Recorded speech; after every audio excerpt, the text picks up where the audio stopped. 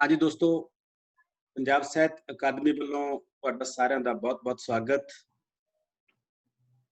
ਸਾਡੇ ਵਿਚਕਾਰ ਹਾਜ਼ਰ ਨੇ ਡਾਕਟਰ ਸਰਬਜੀਤ ਕੌਰ ਸੋਲ, ਪ੍ਰਧਾਨ ਪੰਜਾਬ ਸਾਹਿਤ ਅਕੈਡਮੀ। ਪੰਜਾਬ ਕਲਾ ਪ੍ਰੀਸ਼ਦ ਦਾ ਇਹ ਅਦਾਰਾ ਸੰਕਟ ਕਾਲ ਤੇ ਅਸੀਂ ਸਿਰਲੇਖ ਦੇ ਤਹਿਤ ਅੱਜ 11ਵੇਂ ਐਪੀਸੋਡ ਦੇ ਵਿੱਚ ਆਪਾਂ ਸ਼ਾਮਲ ਹੋ ਰਹੇ ਹਾਂ। ਅੱਜ ਦੇ ਮਹਿਮਾਨ ਨੇ ਸਾਡੇ ਪੰਜਾਬ ਸੰਗੀਤ ਨਾਟਕ ਅਕੈਡਮੀ ਦੇ ਪ੍ਰਧਾਨ ਕੇਵਲ ਧਾਲੀਵਾਲ ਜੀ। ਕੇਵਲ ਧਾਲੀਵਾਲ ਜੀ, ਤੁਹਾਡਾ ਬਹੁਤ-ਬਹੁਤ ਸਵਾਗਤ ਹੈ ਜੀ। ਬਹੁਤ ਸ਼ੁਕਰੀਆ ਕੁਲਦੀਪ ਜੀ। ਇਹਦੇ ਨਾਲ ਸਿਰਜਣਾ ਦੇ ਪਲ ਦੇ ਰੂਪ ਦੇ ਵਿੱਚ ਸਾਡੇ ਨਾਲ ਥੀਏਟਰ ਦਾ ਇੱਕ ਕਰਿੰਦਾ, ਥੀਏਟਰ ਦਾ ਇੱਕ ਐਕਟਰ, ਰੰਗਕਰਮੀ ਗੁਰਦੀਪ ਗਾਮੀਵਾਲਾ। ਗੁਰਦੀਪ ਗਾਮੀਵਾਲਾ, ਤੁਹਾਡਾ ਵੀ ਬਹੁਤ-ਬਹੁਤ ਸਵਾਗਤ ਹੈ ਜੀ। ਸਤਿ ਸ਼੍ਰੀ ਅਕਾਲ ਜੀ ਦੋਸਤੋ। ਜੀ ਸਤਿ ਸ਼੍ਰੀ ਅਕਾਲ ਗੁਰਦੀਪ ਜੀ। ਦੋਸਤੋ, ਜ਼ਿੰਦਗੀ ਇੱਕ ਰੰਗਮੰਚ ਹੈ ਤੇ ਆਪਾਂ ਸਾਰੇ ਰੰਗਕਰਮੀ ਆ। ਇੱਥੇ ਹਰ ਕੋਈ ਆਉਂਦਾ ਤੇ ਆਪਣਾ ਕਿਰਦਾਰ ਨਿਭਾਉਂਦਾ ਹੈ ਤੇ ਕਿਰਦਾਰ ਵੀ ਕੋਈ ਇੱਕ ਨਹੀਂ ਹੁੰਦਾ ਦੋਸਤੋ। ਅਸੀਂ ਕਦੇ ਸੂਤਰਧਾਰ ਹੁੰਦੇ ਆ ਤੇ ਕਦੇ ਮਸਕਰੇ ਹੁੰਦੇ ਆ, ਕਦੇ ਨਾਇਕ ਹੁੰਦੇ ਆ ਤੇ ਕਦੇ ਖਲਨਾਇਕ ਵੀ ਹੁੰਦੇ ਆ।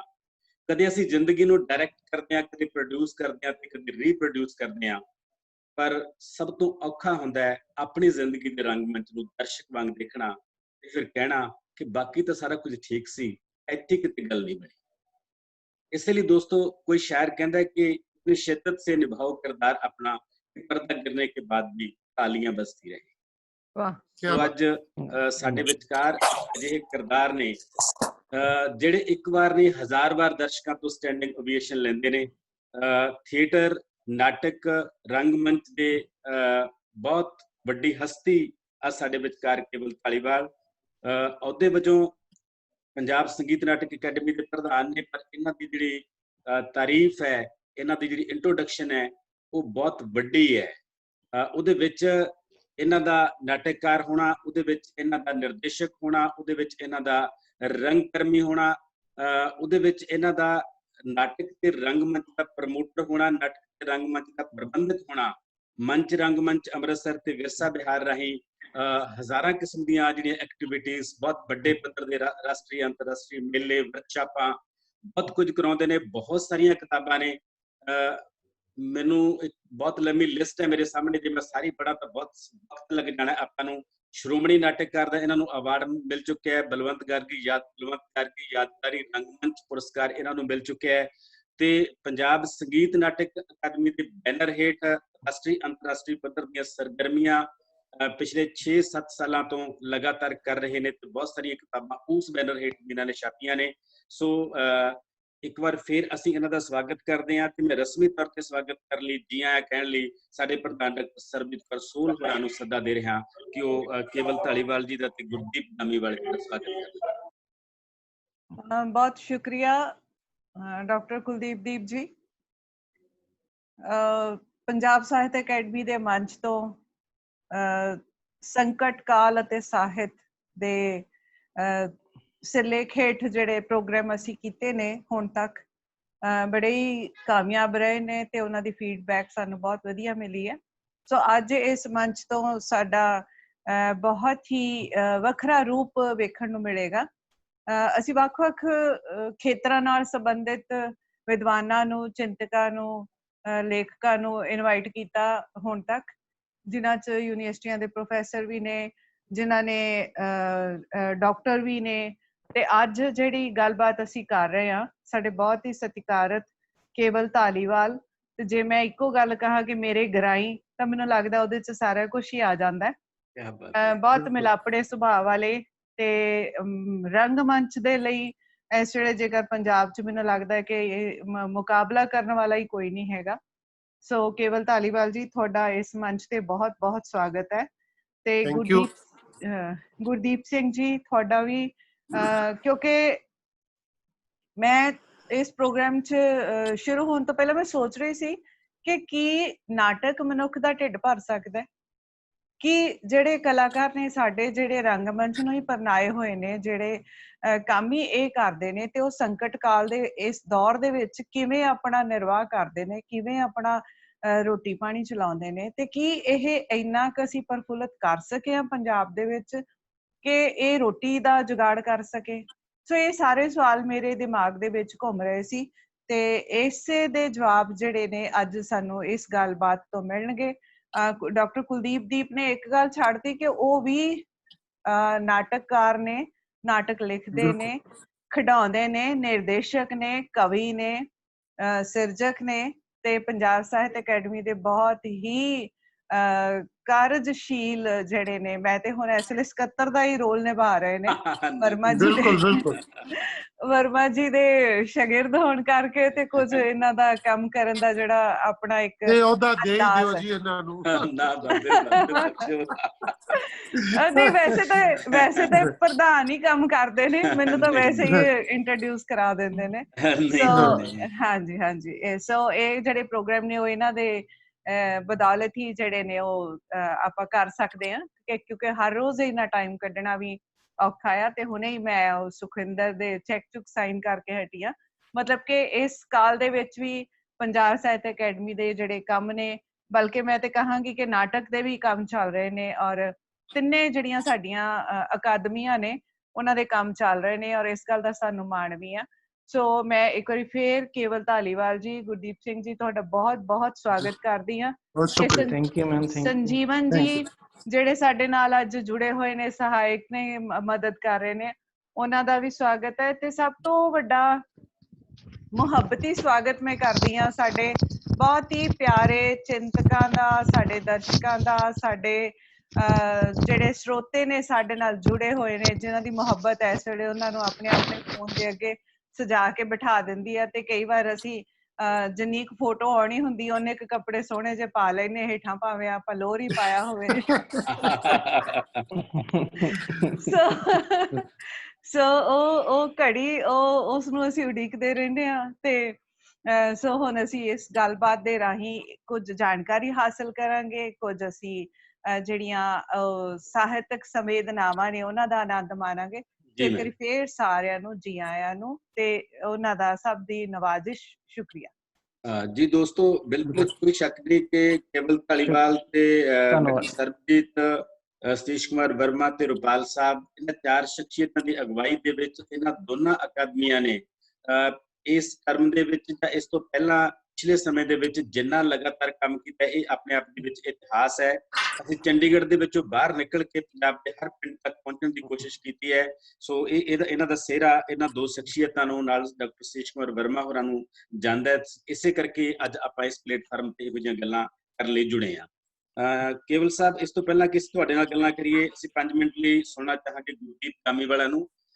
ਗੁਰਦੀਪ ਗਾਮੀਵਾਲਾ ਬਹੁਤ ਅੱਛਾ ਰੰਗਕਰਮੀ ਕਿੱਤੇ ਵਜੋਂ ਟੀਚਰ ਹੈ ਤੇ ਟੀਚਰ ਹੋਣ ਦੇ ਨਾਤੇ ਆਪਣੇ ਵਿਦਿਆਰਥੀਆਂ ਨੂੰ ਨਾਟਕ ਤਿਆਰ ਕਰਵਾਉਂਦਾ ਹੈ। ਤੇ ਮੈਨੂੰ ਇਹ ਦੱਸਦਿਆਂ ਬਹੁਤ ਖੁਸ਼ੀ ਹੁੰਦੀ ਹੈ ਕਿ ਇਹਨੇ ਲਗਾਤਾਰ 3 ਸਾਲ ਇੱਕ ਵਿਗਿਆਨ ਨਾਟਕ ਹਰ ਸਾਲ ਆਪਣੇ ਸਕੂਲ ਦੇ ਵਿੱਚ ਤਿਆਰ ਕਰਾਉਂਦਾ ਸੀ, ਤੇ ਇਹਦਾ ਤਿਆਰ ਕਰਾਇਆ ਵਿਗਿਆਨ ਨਾਟਕ ਜੋ ਲਿਖਿਆ ਮੇਰਾ ਸੀ ਸੱਚ ਤਾਂ ਇਹ ਹੈ।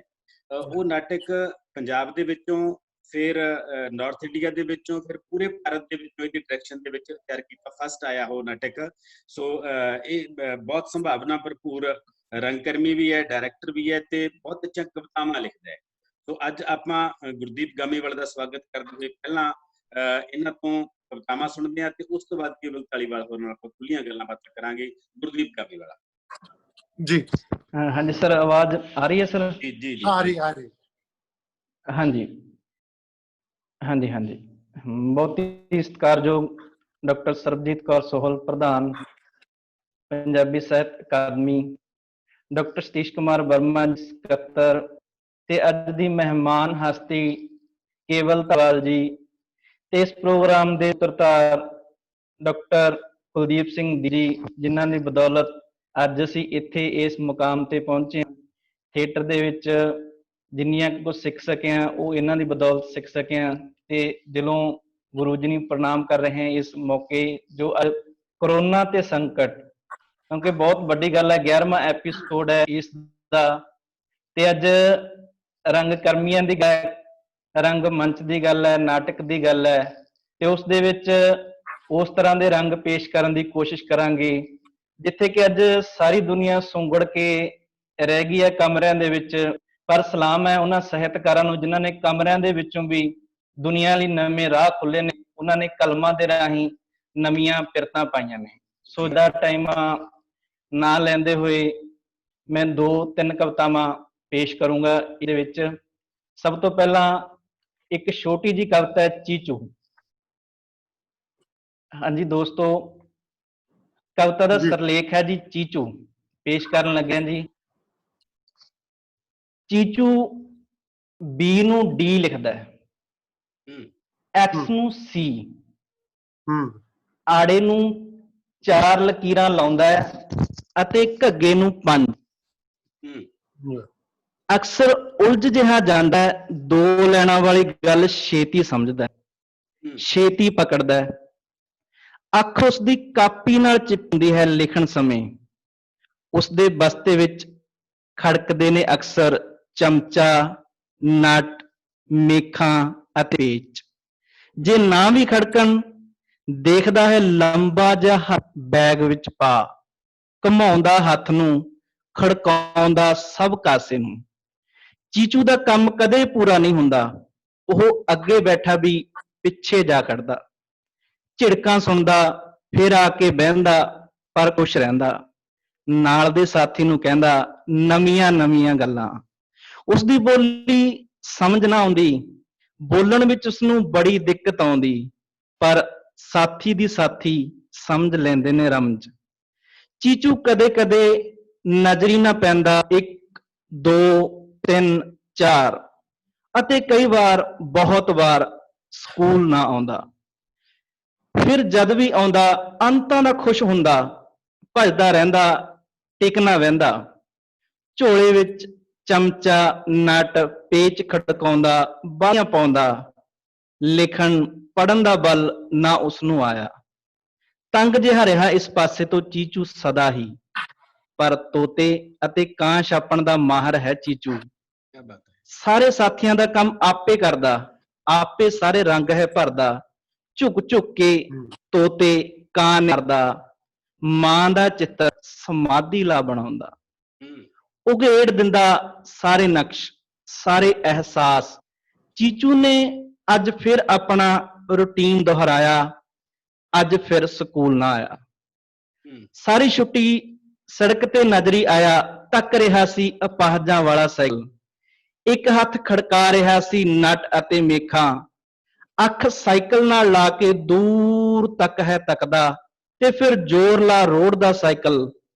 ਪਿਓ ਤੋਂ ਬਾਅਦ ਅਪਾਹਜ ਮਾਂ ਨੂੰ ਸਾਈਕਲ ਤੇ ਬਿਠਾ ਰੋੜੀ ਜਾ ਚੀਚੂ, ਲੱਗਦਾ ਜ਼ਿੰਦਗੀ ਦਾ ਬਾਦਸ਼ਾਹ। ਕਲਾਸ ਦੇ ਪਿੱਛੇ ਖੜਾ ਵੀ ਆ ਜਾਂਦਾ ਹੈ ਸਭ ਤੋਂ ਮੂਹਰੇ ਚੀਚੂ, ਕਲਾਸ ਦੇ ਸਭ ਤੋਂ ਮੂਹਰੇ ਆ ਜਾਂਦਾ ਹੈ ਚੀਚੂ।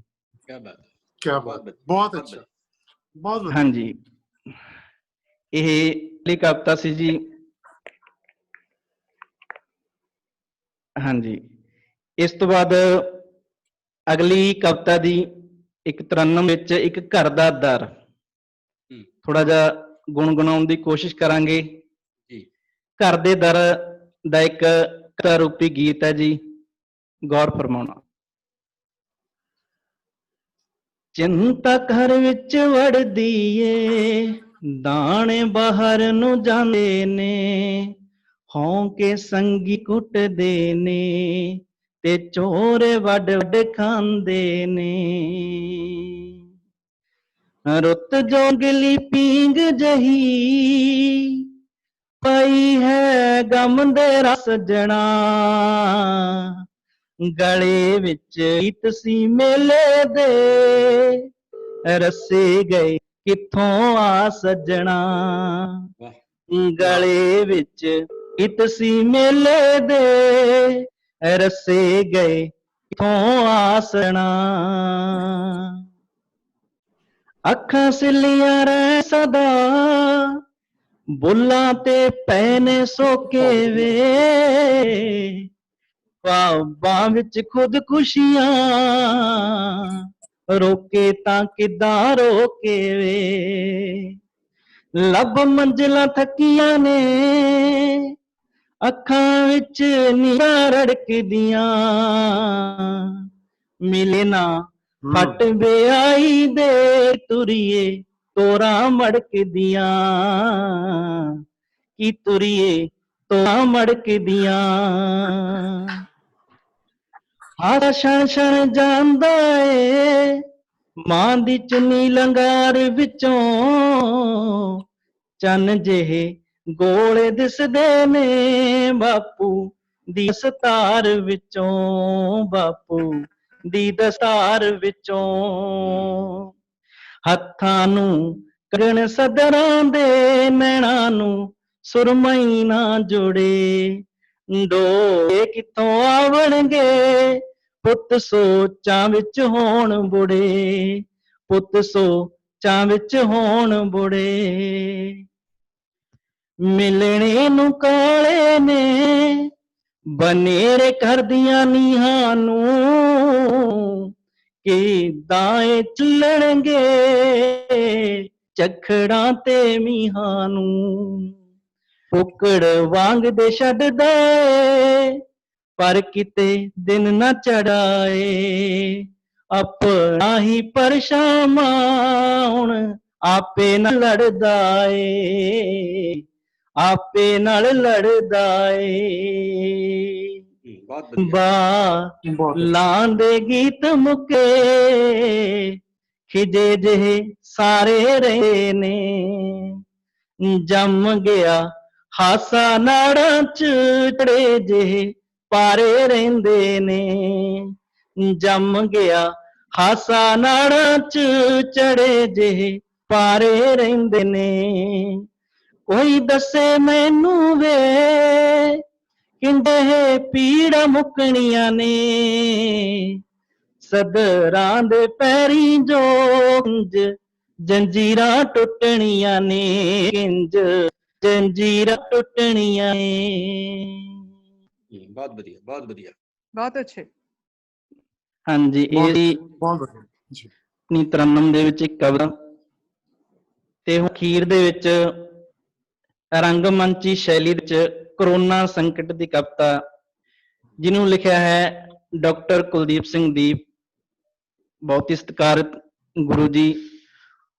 ਉਸ ਸ਼ੈਲੀ ਦੇ ਵਿੱਚ ਲਿਖੀ ਕਵਿਤਾ, ਅੱਜ ਦੀ ਕਵਿਤਾ ਕੌਣ ਹੈ ਇਸ ਦਾ ਸੂਤਰਧਾਰ। ਕਵਿਤਾ ਪੇਸ਼ ਕਰਨ ਲੱਗਿਆ ਜੀ।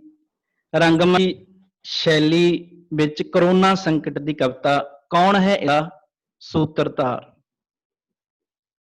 ਇਹ ਕੀ ਹੋਇਆ?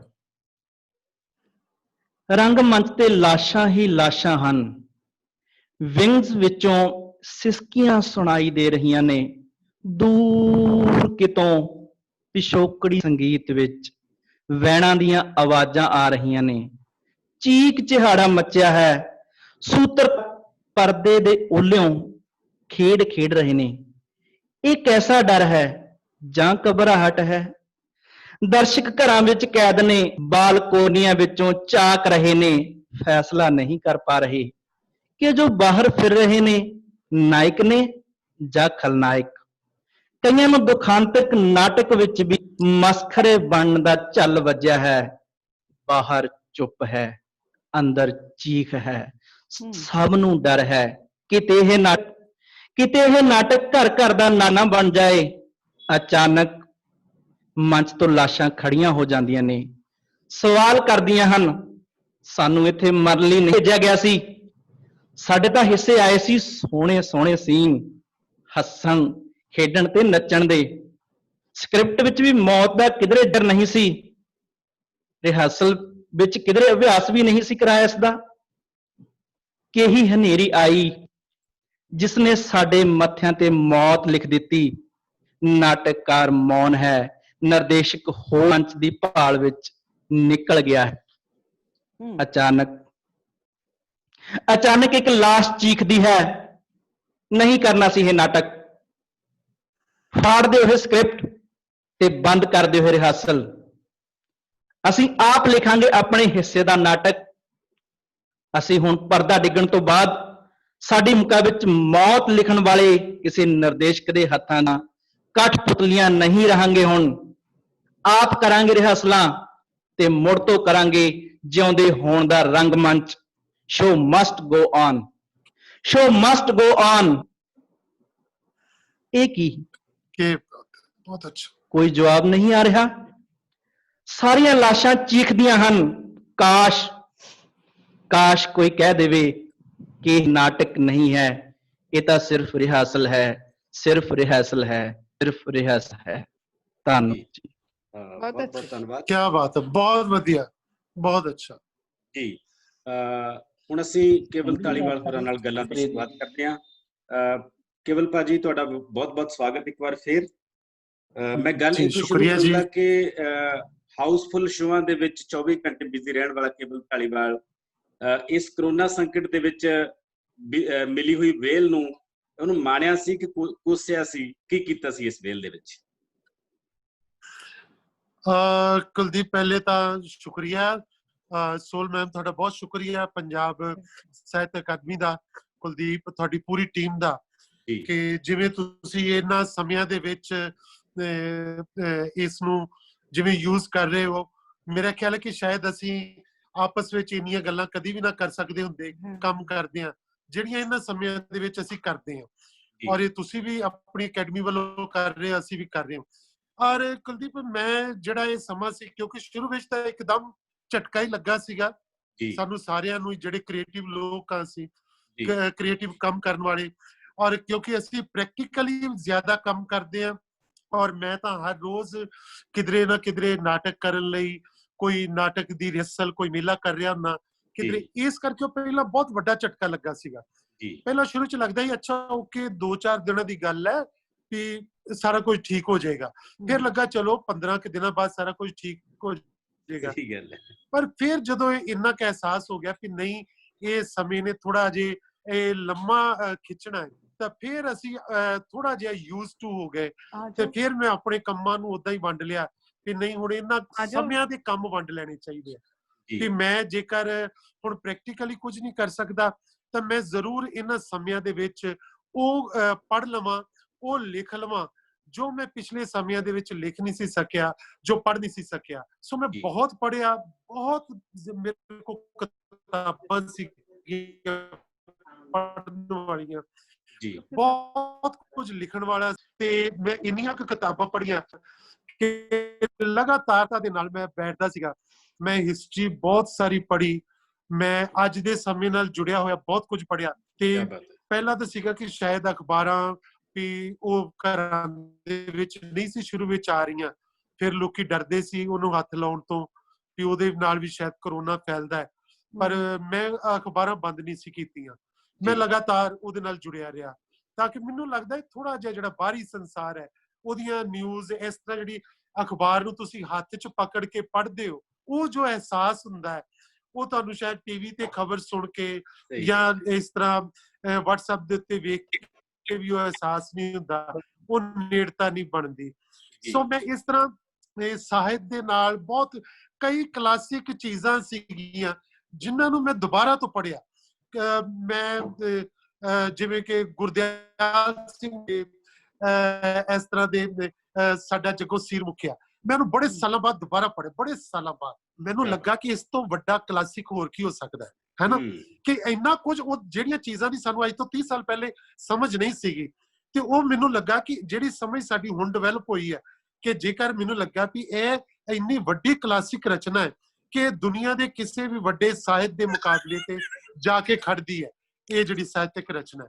ਸੋ ਇਸ ਤਰ੍ਹਾਂ ਦਾ ਵੀ ਇਸ ਮਾਹੌਲ ਨੇ ਸਾਨੂੰ ਜਿਹੜਾ ਸਾਹਿਤ ਦੇ ਨਾਲ ਜੋੜਿਆ ਕਿ ਅਸੀਂ ਆਪਣੇ ਕਲਾਸਿਕ ਦੇ ਨਾਲ ਕਿੱਦਾਂ ਜੁੜਦੇ ਹਾਂ, ਅਸੀਂ ਆਪਣੀ ਹਿਸਟਰੀ ਨਾਲ ਕਿੱਦਾਂ ਜੁੜਦੇ ਹਾਂ, ਤੇ ਜੋ ਕੁਝ ਅੱਜ ਕਰੋਨਾ ਸਾਹਿਤ ਲਿਖਿਆ ਜਾ ਰਿਹਾ, ਔਰ WhatsApp ਦੇ ਉੱਤੇ ਬਹੁਤ ਸਾਰਾ ਕਰੋਨਾ ਸਾਹਿਤ ਜਿਹੜਾ ਕਹਿ ਲਓ ਕਿ ਪੋਇਟਰੀ ਤੇ ਹੋਰ ਬਹੁਤ ਸਾਰਾ ਕੁਝ ਆਇਆ, ਤੇ ਮੈਂ ਨਾਲ ਦੀ ਨਾਲ ਇਹਨਾਂ ਦੇ ਨਾ ਪ੍ਰਿੰਟ ਕਢਾ ਲੈਂਦਾ ਸੀਗਾ ਇਸ ਸਾਰੇ ਲਿਟਰੇਚਰ ਦੇ, ਤੇ ਮੈਂ ਉਹ ਵੀ ਪੜ੍ਹਦਾ ਰਿਹਾ।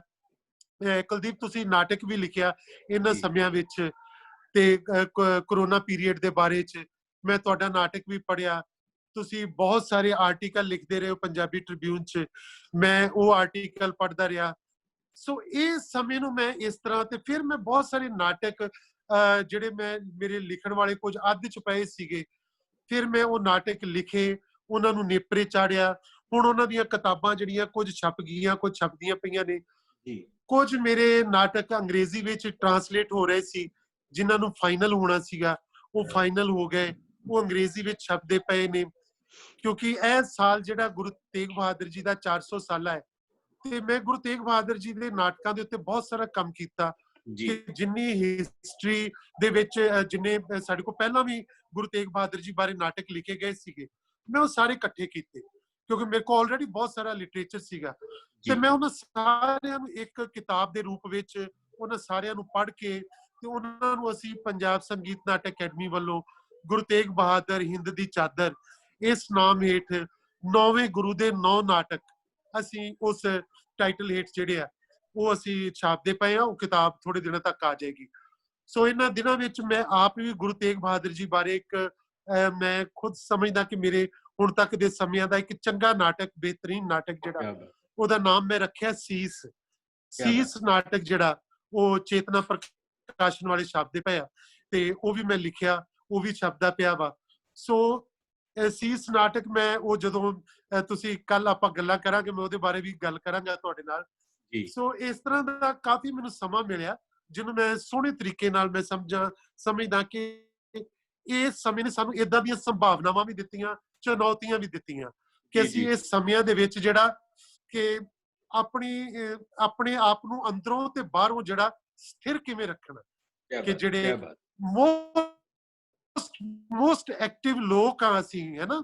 ਤੁਸੀਂ ਜਾਣਦੇ ਹੋ ਅਸੀਂ ਸਾਰੇ ਕਿ ਮੈਂ ਤਾਂ ਸਾਰੇ ਸਾਲ ਹਿੰਦੁਸਤਾਨ ਦੇ ਵਿੱਚ ਅੱਜ ਕਿਸੇ ਸ਼ਹਿਰ ਚ, ਕੱਲ ਕਿਸੇ ਸ਼ਹਿਰ ਚ ਪਰਫਾਰਮ ਕਰ ਰਿਹਾ, ਮਿਲ ਰਿਹਾ, ਲਿਖ ਰਿਹਾ, ਕਿਤਾਬਾਂ ਪੜ੍ਹ ਰਿਹਾ, ਕਿਤਾਬਾਂ ਛਾਪ ਰਿਹਾ, ਤੇ ਸਾਰੇ ਕੰਮ ਰੰਗਮੰਚ ਨਾਲ ਜੁੜੇ ਹੋਏ।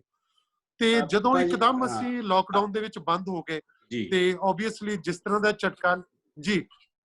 ਮੈਂ ਥੋੜਾ ਜਿਹਾ ਹੋਰ ਅੱਗੇ ਵੱਲ ਵਧਿਆ, ਤੁਸੀਂ ਕੁਝ ਪੁੱਛਣ ਲੱਗੇ ਸੀ। ਹਾਂ, ਮੈਂ ਤੁਹਾਨੂੰ ਪੁੱਛ ਰਿਹਾ ਸੀ ਕਿ ਇੱਕ ਪਾਸੇ ਗਾਇਕ ਨੇ ਸਾਡੇ ਉਹ ਵੀ ਪਰਫਾਰਮ ਕਰਦੇ ਨੇ ਸਟੇਜਾਂ ਤੇ, ਇੱਕ ਪਾਸੇ ਫਿਲਮ ਦੇ ਐਕਟਰ ਨੇ ਉਹ ਵੀ ਪਰਫਾਰਮ ਕਰਦੇ ਨੇ ਸਟੇਜਾਂ ਤੇ, ਇੱਕ ਪਾਸੇ ਨਾਟਕ ਦਾ ਐਕਟਰ ਹੈ ਉਹ ਵੀ ਸਟੇਜ ਕਰਦਾ ਪਰਫਾਰਮ ਤੇ।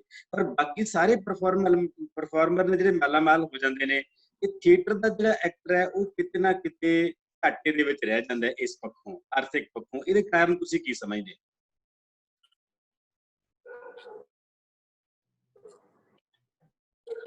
ਜੀ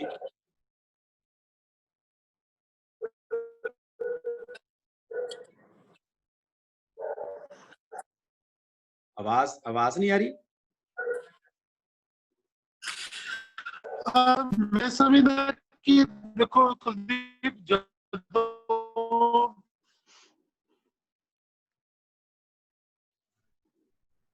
आया सीगा कि मैं मेरी एक परमानेंट जॉब सीगी, रिजाइन करके नेशनल स्कूल ऑफ ड्रामा दोबारा आवाज कट रही है, ट्रेनिंग लेके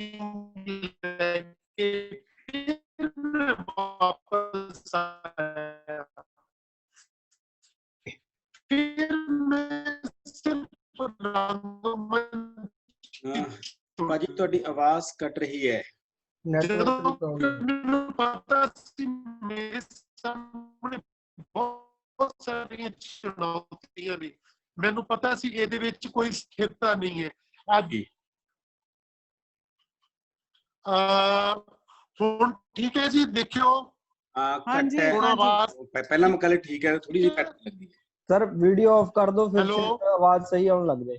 ਤੁਹਾਡੀ ਆਵਾਜ਼ ਨਹੀਂ ਇਧਰੋਂ ਆ ਰਹੀ, ਦੇਖਿਓ ਮੇਰੀ। ਤੁਹਾਡੇ ਨੈਟਵਰਕ ਚ ਭਾਜੀ ਪ੍ਰੋਬਲਮ ਸ਼ਾਇਦ ਕੋਈ ਨੈਟਵਰਕ ਦੀ, ਤੁਹਾਡੇ ਵੀ ਇਧਰੋਂ ਕੱਟਦੀ ਪਈ ਹੈ। ਮੈਂ ਵੈਸੇ ਸਮਝ ਗਿਆ ਸੀ ਤੁਹਾਡਾ ਸਵਾਲ, ਪਰ ਬਹੁਤ ਕੱਟ ਕੇ ਮੇਰੇ ਕੋਲ ਆਇਆ ਸੀ ਤੁਹਾਡਾ ਸਵਾਲ ਵੀ। ਜੀ ਜੀ ਜੀ ਜੀ, ਹੁਣ ਠੀਕ ਹੈ ਜੀ? ਹਾਂ, ਆਵਾਜ਼ ਠੀਕ ਹੈ ਤੁਹਾਡੀ। ਕੁਝ ਹੈਲੋ, ਹਾਂਜੀ, ਆਵਾਜ਼ ਠੀਕ ਹੈ ਜੀ ਤੁਹਾਡੀ।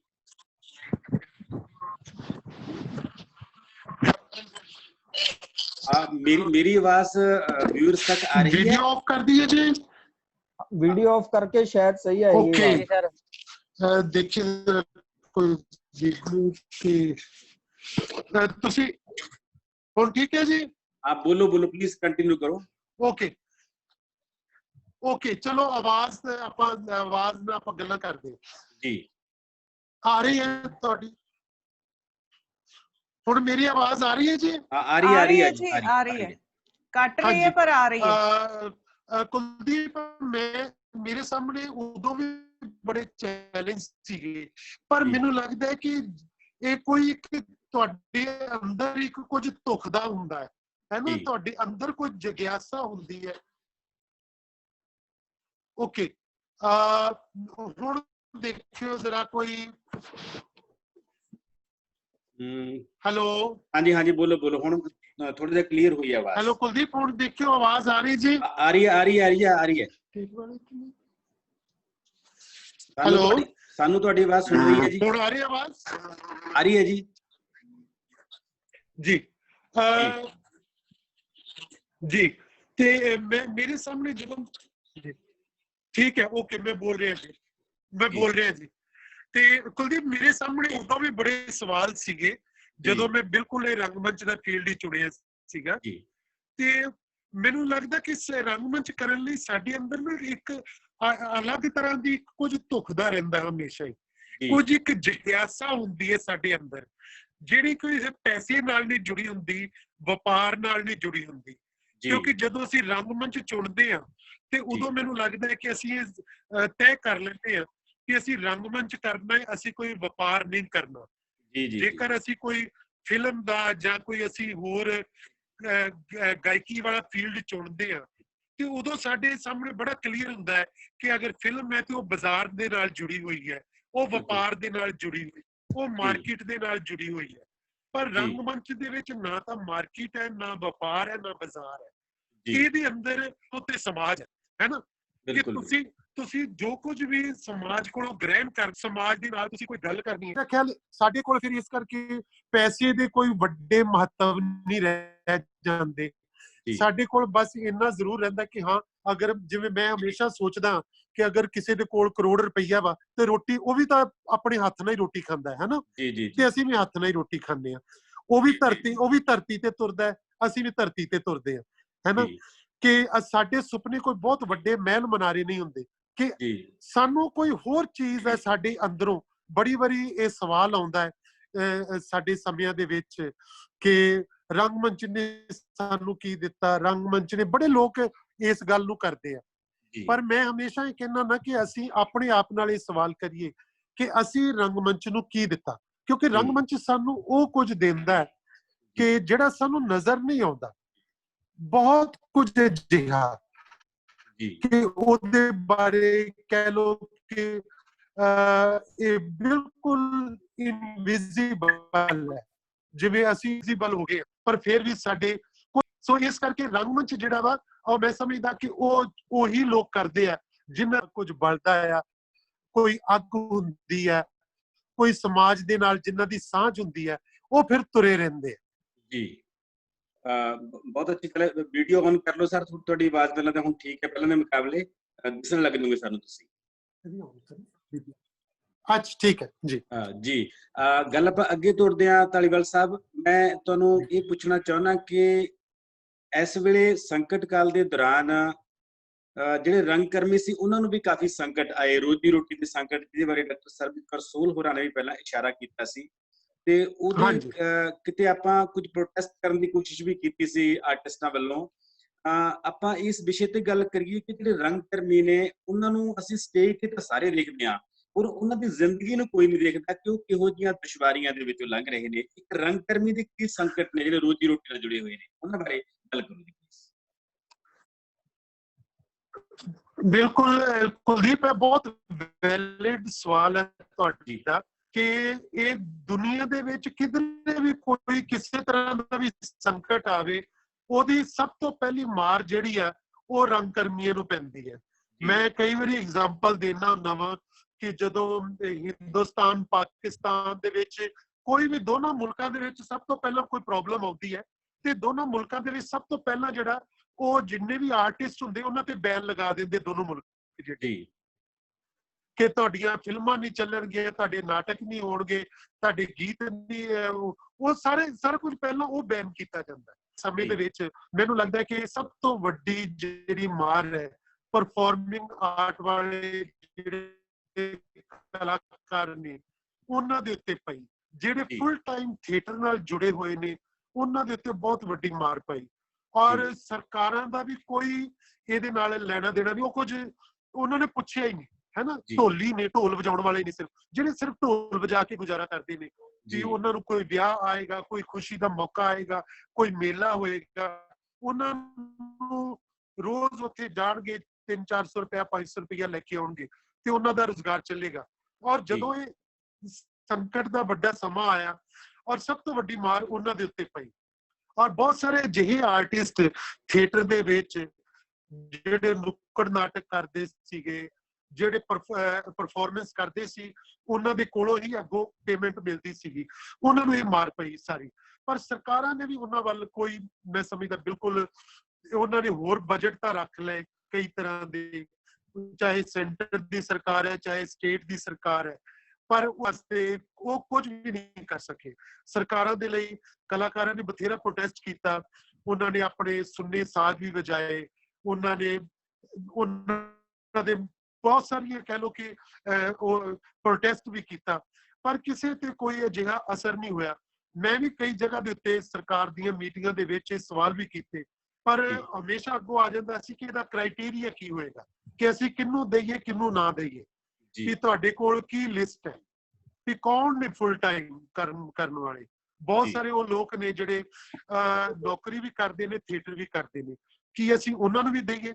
ਉਹ ਕਹਿੰਦੇ ਕਿ ਅਸੀਂ ਤਾਂ ਦੇ ਸਕਦੇ ਹਾਂ ਤੇ ਅਸੀਂ ਕਿਸੇ ਨੂੰ ਰਾਸ਼ਨ ਦੇ ਸਕਦੇ ਹਾਂ, ਪਰ ਹੁਣ ਕਲਾਕਾਰ ਸਰਕਾਰ ਕੋਲੋਂ ਰਾਸ਼ਨ ਲੈਣ ਤਾਂ ਜਾਣਗੇ ਨਹੀਂ, ਹੈ ਨਾ। ਇਹਨਾਂ ਤੋਂ ਉਹਨਾਂ ਦਾ ਕਹਿ ਲਓ ਸਵਾਭਿਮਾਨ ਹੈਗਾ ਵਾ ਕਿ ਉਹ ਨਹੀਂ ਇਸ ਤਰ੍ਹਾਂ ਲਾਈਨ 'ਚ ਖੜ ਕੇ ਰਾਸ਼ਨ ਨਹੀਂ ਲੈਣਗੇ, ਕਿ ਕੁਛ ਵੀ ਚੀਜ਼ ਹੈ ਕਿ ਉਹਨਾਂ ਨੂੰ ਇੱਜ਼ਤ ਨਾਲ ਦਿੱਤੀ ਜਾਏ ਤੇ ਤਾਂ ਫਿਰ ਵੀ ਮਨਜ਼ੂਰ ਕੀਤੀ ਜਾ ਸਕਦੀ ਹੈ। ਸੋ ਇਸ ਤਰ੍ਹਾਂ ਦੇ ਬਹੁਤ ਸਾਰੇ ਸਵਾਲ ਨੇ ਇਹਨਾਂ ਸਮਿਆਂ ਦੇ ਵਿੱਚ।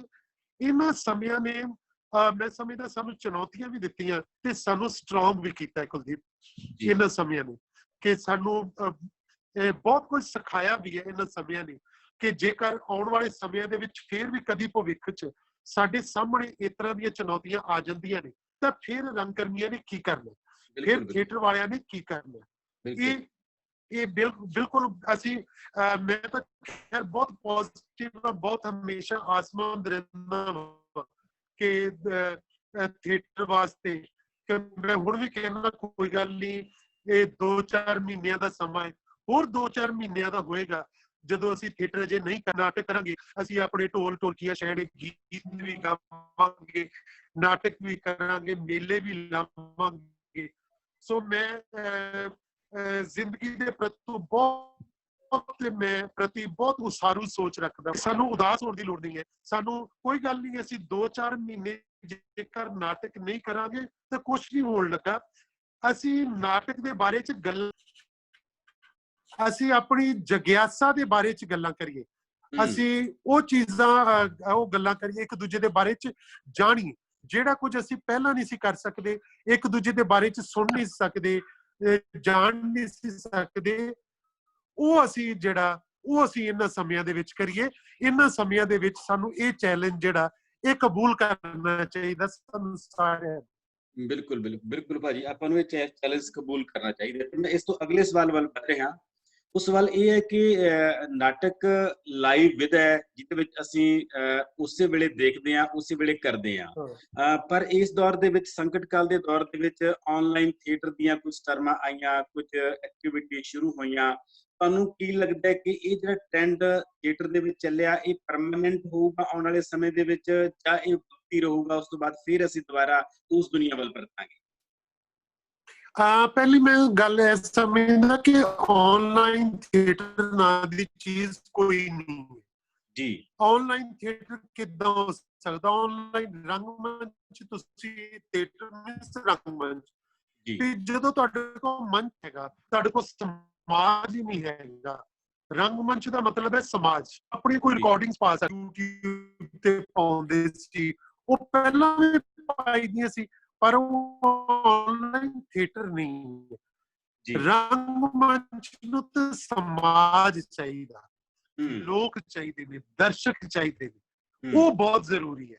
ਤੇ ਉਹ ਮੇਰਾ ਖਿਆਲ ਹੈ ਕਿ ਇਹ ਜਿਹੜੀ ਆਨਲਾਈਨ ਟਰਮ ਹੈ, ਇਹ ਵਕਤੀ ਤੌਰ ਦੇ ਉੱਤੇ, ਔਰ ਇਹ ਕੰਟੀਨਿਊ ਹੋ ਹੀ ਨਹੀਂ ਸਕਦਾ। ਜਦੋਂ ਜਿਹੜਾ ਰੰਗਮੰਚ ਦਾ ਜੋ ਮੁਹਾਵਰਾ ਆ, ਜੋ ਰੰਗਮੰਚ ਨੇ ਦਰਸ਼ਕਾਂ ਕੋਲੋਂ ਗ੍ਰਹਿਣ ਕਰਨਾ ਹੁੰਦਾ, ਜੋ ਦਰਸ਼ਕਾਂ ਨੂੰ ਦੇਣਾ ਹੁੰਦਾ, ਕਿਉਂਕਿ ਰੰਗਮੰਚ ਕੱਲਾ ਰੰਗਮੰਚ ਨਹੀਂ ਹੁੰਦਾ। ਉਹਦੇ ਸਾਹਮਣੇ ਜਦੋਂ ਦਰਸ਼ਕ ਦੇ ਸਾਹਮਣੇ ਰੰਗਮੰਚ ਹੋ ਰਿਹਾ ਹੁੰਦਾ, ਨਾਟਕ ਹੋ ਰਿਹਾ ਹੁੰਦਾ, ਤੇ ਦਰਸ਼ਕ ਵੀ ਉਹਦਾ ਹਿੱਸਾ ਹੁੰਦੇ ਨੇ। ਦਰਸ਼ਕ ਵੀ ਉਸ ਵੇਲੇ ਨਾਟਕ ਦੇ ਅੰਦਰ ਹੁੰਦੇ ਨੇ, ਤੇ ਜਿਹੜੇ ਕਲਾਕਾਰ ਨੇ ਉਹ ਵੀ ਦਰਸ਼ਕਾਂ ਦੇ ਨਾਲ ਜੁੜੇ ਹੁੰਦੇ ਆ। ਜਦੋਂ ਬਾਅਦ ਵਿੱਚ ਦਰਸ਼ਕ ਉਹਨਾਂ ਨੂੰ ਮਿਲਦੇ ਆ, ਉਹ ਉਹਨਾਂ ਦੇ ਨਾਲ ਹੁੰਦੇ ਆ। ਤੇ ਮੇਰਾ ਖਿਆਲ ਹੈ ਕਿ ਇਹ ਵੱਡੀ ਗੱਲ ਹੈ ਕਿ ਉਸ ਵੇਲੇ ਇਹ ਸਾਰਾ ਕੁਝ ਜਿਹੜਾ ਇਹ ਚੀਜ਼ਾਂ ਜੋ ਲਾਈਵ ਹੈ ਉਹ ਲਾਈਵ ਹੀ ਰਹਿਣਾ ਵਾ, ਤੁਸੀਂ ਆ ਸਕਦੇ ਹੋ। ਔਰ ਮੇਰਾ ਖਿਆਲ ਹੈ ਕਿ ਜੇਕਰ ਤੁਸੀਂ ਆਨਲਾਈਨ ਥੀਏਟਰ ਕਰਨਾ ਵੀ ਹੋਵੇ ਤੇ ਆਨਲਾਈਨ ਦਾ ਕੋਈ ਸੰਵਿਧਾਨ ਬਣੇਗਾ, ਕੋਈ ਵਿਧਾਨ ਬਣੇਗਾ ਤਾਂ ਹੀ ਆਨਲਾਈਨ ਹੋਏਗਾ ਨਾ। ਕਿ ਆਨਲਾਈਨ ਹੋਏਗਾ ਕੀ, ਹੈ ਨਾ, ਕਿ ਉਹਦੀ ਕੋਈ ਟਰਮ ਤਾਂ ਬਣੇਗੀ, ਕਿਸੇ ਤਰ੍ਹਾਂ ਦਾ ਕੁਝ ਕਨਸੈਪਟ ਤਾਂ ਬਣੇਗਾ ਨਾ, ਕਿ ਉਹ ਕਿਸ ਤਰ੍ਹਾਂ ਦੀ ਰਿਕਾਰਡਿੰਗ ਹੋਏਗੀ, ਉਹ ਕਿਸ ਤਰ੍ਹਾਂ ਦੇ ਸਬਜੈਕਟ ਹੋਣਗੇ ਔਰ ਕਿੰਨੀ ਦੇਰ ਲਈ ਹੋਣਗੇ। ਇਹ ਯਾਨੀ ਕਿ ਇਹ ਜਿਹੜਾ ਅਸੀਂ ਵਕਤੀ ਤੌਰ ਦੇ ਉੱਤੇ ਵੀ, ਇਸੇ ਲਈ ਮੈਂ ਬਾਰ-ਬਾਰ ਇਸ ਗੱਲ ਤੇ ਜ਼ੋਰ ਦਿੰਦਾ ਵਾਂ ਕਿ ਕੋਈ ਜ਼ਰੂਰੀ ਨਹੀਂ ਹੈ ਕਿ ਅਸੀਂ ਕੋਈ ਭੈੜੀਆਂ ਜਿਹੀਆਂ ਆਪਣੀਆਂ ਰਿਕਾਰਡਿੰਗਾਂ ਕਰ ਕਰਕੇ ਆਪਣੇ ਕਮਰਿਆਂ ਦੇ ਵਿੱਚ ਕਿ ਅਸੀਂ ਕੋਈ ਖਰਾਬ ਤਰੀਕੇ ਦੇ ਨਾਲ ਲੋਕਾਂ ਤੱਕ ਪਹੁੰਚਾਈਏ ਆਪਣੀਆਂ ਕੋਈ ਨਾਟਕੀ ਪੇਸ਼ਕਾਰੀਆਂ। ਸੋ ਬਿਹਤਰ ਹੈ ਅਸੀਂ ਨਾਟਕੀ ਪੇਸ਼ਕਾਰੀਆਂ ਬਾਰੇ ਗੱਲਾਂ ਕਰੀਏ, ਅਸੀਂ ਨਾਟਕ ਕਰਨ ਵਾਲਿਆਂ ਬਾਰੇ ਗੱਲਾਂ ਕਰੀਏ, ਅਸੀਂ ਉਹਨਾਂ ਦੇ ਸੰਘਰਸ਼ ਬਾਰੇ ਗੱਲਾਂ ਕਰੀਏ, ਉਹਨਾਂ ਦੇ ਸੰਘਰਸ਼ ਬਾਰੇ ਸੁਣੀਏ। ਉਹਨਾਂ ਜਿਹੜਾ ਕੰਮ ਅਸੀਂ ਪਹਿਲਾਂ ਨਹੀਂ ਕਰ ਸਕੇ, ਸਾਨੂੰ ਇਹ ਕੁਦਰਤ ਨੇ ਮੌਕਾ ਦਿੱਤਾ ਹੈ ਕਿ ਅਸੀਂ ਆਪਣੀ ਜਗਿਆਸਾ ਜਿਹੜੀ ਹੈ ਦੂਜਿਆਂ ਦੇ ਨਾਲ ਜਿਹੜੀ ਸ਼ੇਅਰ ਕਰ ਸਕੀਏ। ਉਹਨਾਂ ਦੀ ਜਗਿਆਸਾ, ਉਹਨਾਂ ਦੇ ਅੰਦਰਲਾ ਸੱਚ, ਉਹਨਾਂ ਦੇ ਅੰਦਰਲਾ ਕੱਚ, ਉਹਨਾਂ ਦੇ ਅੰਦਰਲਾ ਰੰਗਮੰਚ ਜਿਹੜਾ ਹੈ ਉਸ ਨੂੰ ਆਪਾਂ ਜਿਹੜਾ ਉਹਨੂੰ ਅਸੀਂ ਜਾਣ ਸਕੀਏ। ਮੈਂ ਸਮਝਦਾ ਕਿ ਇਹਨਾਂ ਸਮਿਆਂ ਦੇ ਵਿੱਚ ਇਸ ਸਮੇਂ ਨੂੰ ਜਿਹੜਾ ਰੰਗਮੰਚ ਲਈ ਇਸ ਤਰ੍ਹਾਂ ਯੂਜ਼ ਕਰਦਾ ਬਿਹਤਰ ਗੱਲ ਹੋਏਗੀ ਕਿ ਅਸੀਂ ਕੋਈ ਖਰਾਬ ਤਰੀਕੇ ਦੀ ਕੋਈ ਪੇਸ਼ਕਾਰੀ ਲੋਕਾਂ ਨਾਲ ਸਾਂਝੀ ਕਰੀਏ। ਸੋ ਬਿਹਤਰ ਹੈ ਕਿ ਚੰਗੀਆਂ ਗੱਲਾਂ ਸਾਂਝੀਆਂ ਕਰੀਏ। ਜੀ ਭਾਜੀ, ਇੱਕ ਹੋਰ ਸਵਾਲ ਮੈਂ ਜਿਹੜਾ ਤੁਹਾਨੂੰ ਅਗਲਾ ਕਰਨਾ ਹੈ ਉਹ ਇਹ ਹੈ ਕਿ ਜਿਹੜੇ ਆਰਟਿਸਟ ਨੇ ਇਹਨਾਂ ਨੂੰ ਪਿਆਰ ਤਾਂ ਰੰਗਮੰਚ ਕਰਦਾ ਹੈ, ਪਰ ਕਈ ਵਾਰੀ ਜਿਹੜੇ ਉਹ ਕਲਾਕਾਰ ਨੇ ਰੰਗਮੰਚ ਨੂੰ ਇੱਕ ਪਲੇਟਫਾਰਮ ਦੇ ਤੌਰ ਤੇ ਵਰਤ ਕੇ ਤੇ ਬਹੁਤ ਜਲਦੀ ਫਿਲਮਾਂ ਜਾਂ ਵੈਬ ਸੀਰੀਅਲਾਂ ਜਾਂ ਹੋਰ ਪਾਸੇ ਪਹੁੰਚ ਜਾਂਦੇ ਨੇ। ਇਹਦੇ ਨਾਲ ਨਾਟਕ ਥੀਏਟਰ ਦਾ ਕੋਈ ਨੁਕਸਾਨ ਹੁੰਦਾ ਹੈ ਜਾਂ ਇਹ ਡਿਵੈਲਪਮੈਂਟ ਹੈ ਨਾਟਕ ਥੀਏਟਰ ਦੀ? ਇਹਨੇ ਥੀਏਟਰ ਦੀ ਤੇ ਮੈਂ ਨਹੀਂ ਕਹਿੰਦਾ ਕਿ ਕੋਈ ਡਿਵੈਲਪਮੈਂਟ ਹੈ, ਪਰ ਇਹਦੇ ਨਾਲ ਨੁਕਸਾਨ ਕੋਈ ਨਹੀਂ ਹੁੰਦਾ ਕਿਉਂਕਿ ਇਹ ਇੱਕ ਸ਼ੁਰੂ ਤੋਂ ਹੀ ਰਿਹਾ ਵਾ। ਕਲਾਕਾਰ ਆਉਂਦੇ ਨੇ ਚਲੇ ਜਾਂਦੇ ਆ, ਆਉਂਦੇ ਆ ਚਲੇ ਜਾਂਦੇ ਆ। ਸਮ ਟਾਈਮ ਤੁਹਾਡੇ ਨਾਲ ਵੀ ਵਾਪਰਦਾ ਹੋਏਗਾ, ਸਾਡੇ ਨਾਲ ਵੀ ਇਹੋ ਜਿਹਾ ਬੜੀ ਵਾਰੀ ਹੁੰਦਾ ਵਾ। ਪਰ ਮੈਂ ਕਿਉਂਕਿ ਬਹੁਤ ਪ੍ਰੋਫੈਸ਼ਨਲ ਆ, ਮੈਂ ਫੁੱਲ ਟਾਈਮ ਇਹੋ ਕੰਮ ਕਰਦਾ, ਮੇਰੀ ਮੈਨੇਜਮੈਂਟ ਇੰਨੀ ਹੈ, ਮੇਰੇ ਕਲਾਕਾਰ ਮੇਰੇ ਕੋਲ ਇੰਨੇ ਜ਼ਿਆਦਾ ਨੇ ਕਿ ਮੈਂ ਇਹਨਾਂ ਚੀਜ਼ਾਂ ਦੀ ਮੈਂ ਪਰਵਾਹ ਹੀ ਨਹੀਂ ਕਰਦਾ। ਕਿ ਮੇਰੇ ਕੋਲ ਕਈ ਵਾਰੀ 10 ਦਿਨ ਪਹਿਲੇ ਵੀ 2 ਦਿਨ ਪਹਿਲੇ ਵੀ ਕੋਈ ਕਲਾਕਾਰ ਸ਼ੂਟਿੰਗ ਲਈ, ਜਿਹੜੀ ਬਹੁਤ ਘੱਟ ਹਾਲਾਂਕਿ ਹੁੰਦਾ, ਬਹੁਤ ਰੇਅਰ ਹੁੰਦਾ ਇਹੋ ਜਿਹਾ ਕੰਮ, ਪਰ ਬਹੁਤ ਕਮਿਟਡ ਲੋਕ ਵੀ ਨੇ ਕੁਲਦੀਪ। ਮੇਰੇ ਕੋਲ ਬਹੁਤ ਕਮਿਟਡ ਲੋਕ ਵੀ ਆਏ, ਮੈਂ ਉਹਨਾਂ ਕਲਾਕਾਰਾਂ ਨੂੰ ਸਲੂਟ ਕਰਦਾ ਵਾਂ ਜਿਹੜੇ ਕਈ ਵਾਰੀ ਆਪਣੀ ਸ਼ੂਟਿੰਗ ਜਿਹੜੀ ਹੈ ਉਹ ਛੱਡ ਕੇ ਉਹਨਾਂ ਨੂੰ ਮਨਾ ਕਰ ਦਿੰਦੇ ਆ, ਨਹੀਂ ਜੀ ਸਾਡਾ ਸ਼ੋਅ ਹੈ, ਅਸੀਂ ਭਾਜੀ ਨੂੰ ਮਨਾ ਨਹੀਂ ਕਰ ਸਕਦੇ। ਸੋ ਆਪਣੀ ਸ਼ੂਟਿੰਗ ਛੱਡ ਕੇ ਵੀ ਉਹ ਥੀਏਟਰ ਨੂੰ ਟਾਈਮ ਦਿੰਦੇ ਆ, ਉਹ ਆਪਣੇ ਪਰਫਾਰਮੈਂਸ ਕਰਦੇ ਆ, ਉਹ ਫਿਲਮ ਵੀ ਛੱਡ ਦਿੰਦੇ ਕਈਆਂ ਨੇ। ਈਵਨ ਮੈਂ ਵੇਖਿਆ ਸਾਡੇ ਕੋਲ ਜਤਿੰਦਰ ਕੌਰ ਵਰਗੀ ਐਕਟਰੈਸ ਹੈ, ਉਹਨਾਂ ਨੇ ਕਈ ਵਾਰੀ ਸਾਡੇ ਕਰਕੇ ਜਿਹੜਾ ਫਿਲਮ ਨੂੰ ਵੀ ਛੱਡਿਆ, ਉਹ ਕਿਉਂਕਿ ਉਹਨਾਂ ਦੀ ਕਮਿਟਮੈਂਟ ਸਾਡੇ ਨਾਲ ਸੀਗੀ। ਉਹ ਕਹਿੰਦੇ ਮੈਂ ਉਹਨਾਂ ਨੂੰ ਟਾਈਮ ਦਿੱਤਾ। ਏਦਾਂ ਦੇ ਮੇਰੇ ਕੋਲ ਹੋਰ ਕਈ ਕਲਾਕਾਰ ਨੇ ਜਿਨ੍ਹਾਂ ਨੇ ਥੀਏਟਰ ਨੂੰ ਪਹਿਲ ਦਿੱਤੀ ਕਿ ਉਹਨਾਂ ਨੇ ਫਿਲਮਾਂ ਨੂੰ ਕਿ ਨਹੀਂ ਹਾਲੇ ਅਸੀਂ ਨਾਟਕ ਕਰਦੇ ਪਏ ਹਾਂ, ਸਾਡੇ ਕੋਲ ਟਾਈਮ, ਜਿਹੜੇ ਸਿਰਫ ਇਸੇ ਕੰਮ ਲਈ ਆਉਂਦੇ ਆ, ਉਹ ਰੰਗਮੰਚ ਨੂੰ ਪੌੜੀ ਦੀ ਤੌਰ ਤੇ ਵਰਤਦੇ ਨੇ। ਪਰ ਮੇਰੇ ਖਿਆਲ ਹੈ ਕਿ ਮੈਂ ਹਮੇਸ਼ਾ ਉਹਨਾਂ ਨੂੰ ਕਹਿੰਦਾ ਹੁੰਦਾ ਕਿ ਤੁਸੀਂ ਕੁਝ ਸਿੱਖ ਕੇ ਜਾਓ, 2-4 ਸਾਲ ਥੀਏਟਰ ਵਿੱਚ ਲਗਾ ਲਓ, ਫਿਰ ਤੁਹਾਡੇ ਪੈਰ ਵੀ ਚੰਗੀ ਤਰ੍ਹਾਂ ਜੰਮ ਜਾਣਗੇ, ਤੁਹਾਨੂੰ ਫਿਲਮਾਂ ਵਾਲੇ ਵੀ ਚੰਗੀ ਤਰ੍ਹਾਂ ਜੀ ਆਇਆ ਕਹਿਣਗੇ। ਸੋ ਨੋ ਡਾਊਟ ਕਿ ਸਾਡੇ ਕੋਲ, ਮੈਂ ਹੁਣ ਜਦੋਂ ਇਹਨਾਂ ਸਮੇਂ ਪਿੱਛੇ ਮੁੜ ਕੇ ਵੇਖਦਾ ਤੇ ਇਸ ਵੇਲੇ ਕੁਲਦੀਪ ਜਿੰਨੀ ਪੰਜਾਬੀ ਫਿਲਮ ਇੰਡਸਟਰੀ ਹੈ, ਲਗਭਗ ਮੇਰੇ ਖਿਆਲ 50% ਉਹਦੇ ਵਿੱਚ ਆਰਟਿਸਟ ਉਹ ਨੇ ਜਿਹੜੇ ਮੇਰੇ ਕੋਲ ਥੀਏਟਰ ਵਰਕਸ਼ਾਪਾਂ ਦੇ ਵਿੱਚ, ਮੈਨੂੰ ਚੰਗਾ ਲੱਗਦਾ ਕਿ ਉਹ ਫਿਲਮਾਂ ਕਰ ਰਹੇ ਨੇ, ਉਹ ਉਹਨਾਂ ਦੇ ਵਿੱਚ ਨਜ਼ਰ ਆਉਂਦੇ ਆ, ਉਹਨਾਂ ਦੀ ਮਿਹਨਤ ਹੈ, ਸੋ ਉਹ ਸੋਹਣਾ ਕੰਮ ਕਰਦੇ ਪਏ ਨੇ। ਸੋ ਉਹ ਕੰਮ ਉਹਨਾਂ ਨੂੰ ਮੁਬਾਰਕ। ਮੈਂ ਆਪਣਾ ਥੀਏਟਰ ਕਰ ਰਿਹਾ ਵਾਂ, ਸੋ ਮੈਨੂੰ ਇਹ ਚੰਗਾ ਲੱਗਦਾ। ਜੀ ਜੀ ਜੀ। ਸੋ ਮੇਰਾ ਐਕਸਪ੍ਰੈਸ਼ਨ ਥੀਏਟਰ ਦੇ ਰਾਹੀਂ ਹੈ, ਸੋ ਉਹਨਾਂ ਦਾ ਕੰਮ ਵੇਖਣ ਮੈਨੂੰ ਚੰਗਾ ਲੱਗਦਾ। ਕੀ ਬਾਤ ਹੈ। ਮੇਰੇ ਵੱਲੋਂ ਭਾਜੀ ਇੱਕ ਆਖਰੀ ਸਵਾਲ ਹੈ, ਇਸ ਤੋਂ ਬਾਅਦ ਆਪਾਂ ਇੱਕ ਦੋ ਸਵਾਲ ਸਾਡੇ ਵਿਊਅਰਸ ਵੱਲੋਂ ਲਵਾਂਗੇ। ਤੁਹਾਡੀ ਆਵਾਜ਼ ਨਹੀਂ ਆ ਰਹੀ ਜੀ। ਤੁਹਾਡੇ ਨੈਟਵਰਕ ਦੀ ਥੋੜੀ ਜਿਹੀ ਪ੍ਰੋਬਲਮ ਹੈ। ਮੇਰੇ ਵੱਲੋਂ ਆਖਰੀ ਸਵਾਲ ਇਹ ਹੈ ਕਿ ਗੁਰਸ਼ਰਨ ਭਾਜੀ ਤੇ ਔਲਖ ਦੇ ਜਾਣ ਤੋਂ ਬਾਅਦ ਪਿੰਡਾਂ ਦੇ ਵਿੱਚ ਨਾਟਕ ਦੀ ਲਹਿਰ ਕੁਝ ਘੱਟ ਹੋਈ ਹੈ। ਕੀ ਆਪਾਂ ਪੰਜਾਬ ਸਾਹਿਤ ਅਕੈਡਮੀ ਦੇ ਪਲੇਟਫਾਰਮ ਤੋਂ ਕੁਝ ਇਹੋ ਜਿਹੇ ਯਤਨ, ਤੁਹਾਡੀ ਕੋਈ ਯੋਜਨਾ ਹੈਗੀ ਹੈ ਕਿ ਅਸੀਂ ਉਹ ਜਿਹੜੇ ਧੁਰ ਅੰਦਰ ਤੱਕ ਪਿੰਡ ਨੇ, ਉੱਥੇ ਤੱਕ ਜਿੱਥੇ ਗੁਰਸ਼ਰਨ ਭਾਜੀ ਚਲੇ ਜਾਂਦੇ ਸੀ, ਔਲਖ ਸਾਹਿਬ ਚਲੇ ਜਾਂਦੇ ਸੀ, ਉੱਥੇ ਸਾਡਾ ਨਾਟਕ ਥੀਏਟਰ ਉਸੇ ਤਰ੍ਹਾਂ ਜਿਉਂਦਾ ਜਾਗਦਾ ਰਹੇ, ਇਹੋ ਜਿਹੀ ਕੀ ਪਲੈਨਿੰਗ ਹੈ?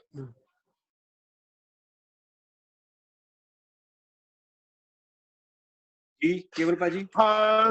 ਅਸੀਂ ਜੀ ਹਾਂਜੀ ਜੀ ਆ ਰਹੀ ਨਾ ਆਵਾਜ਼?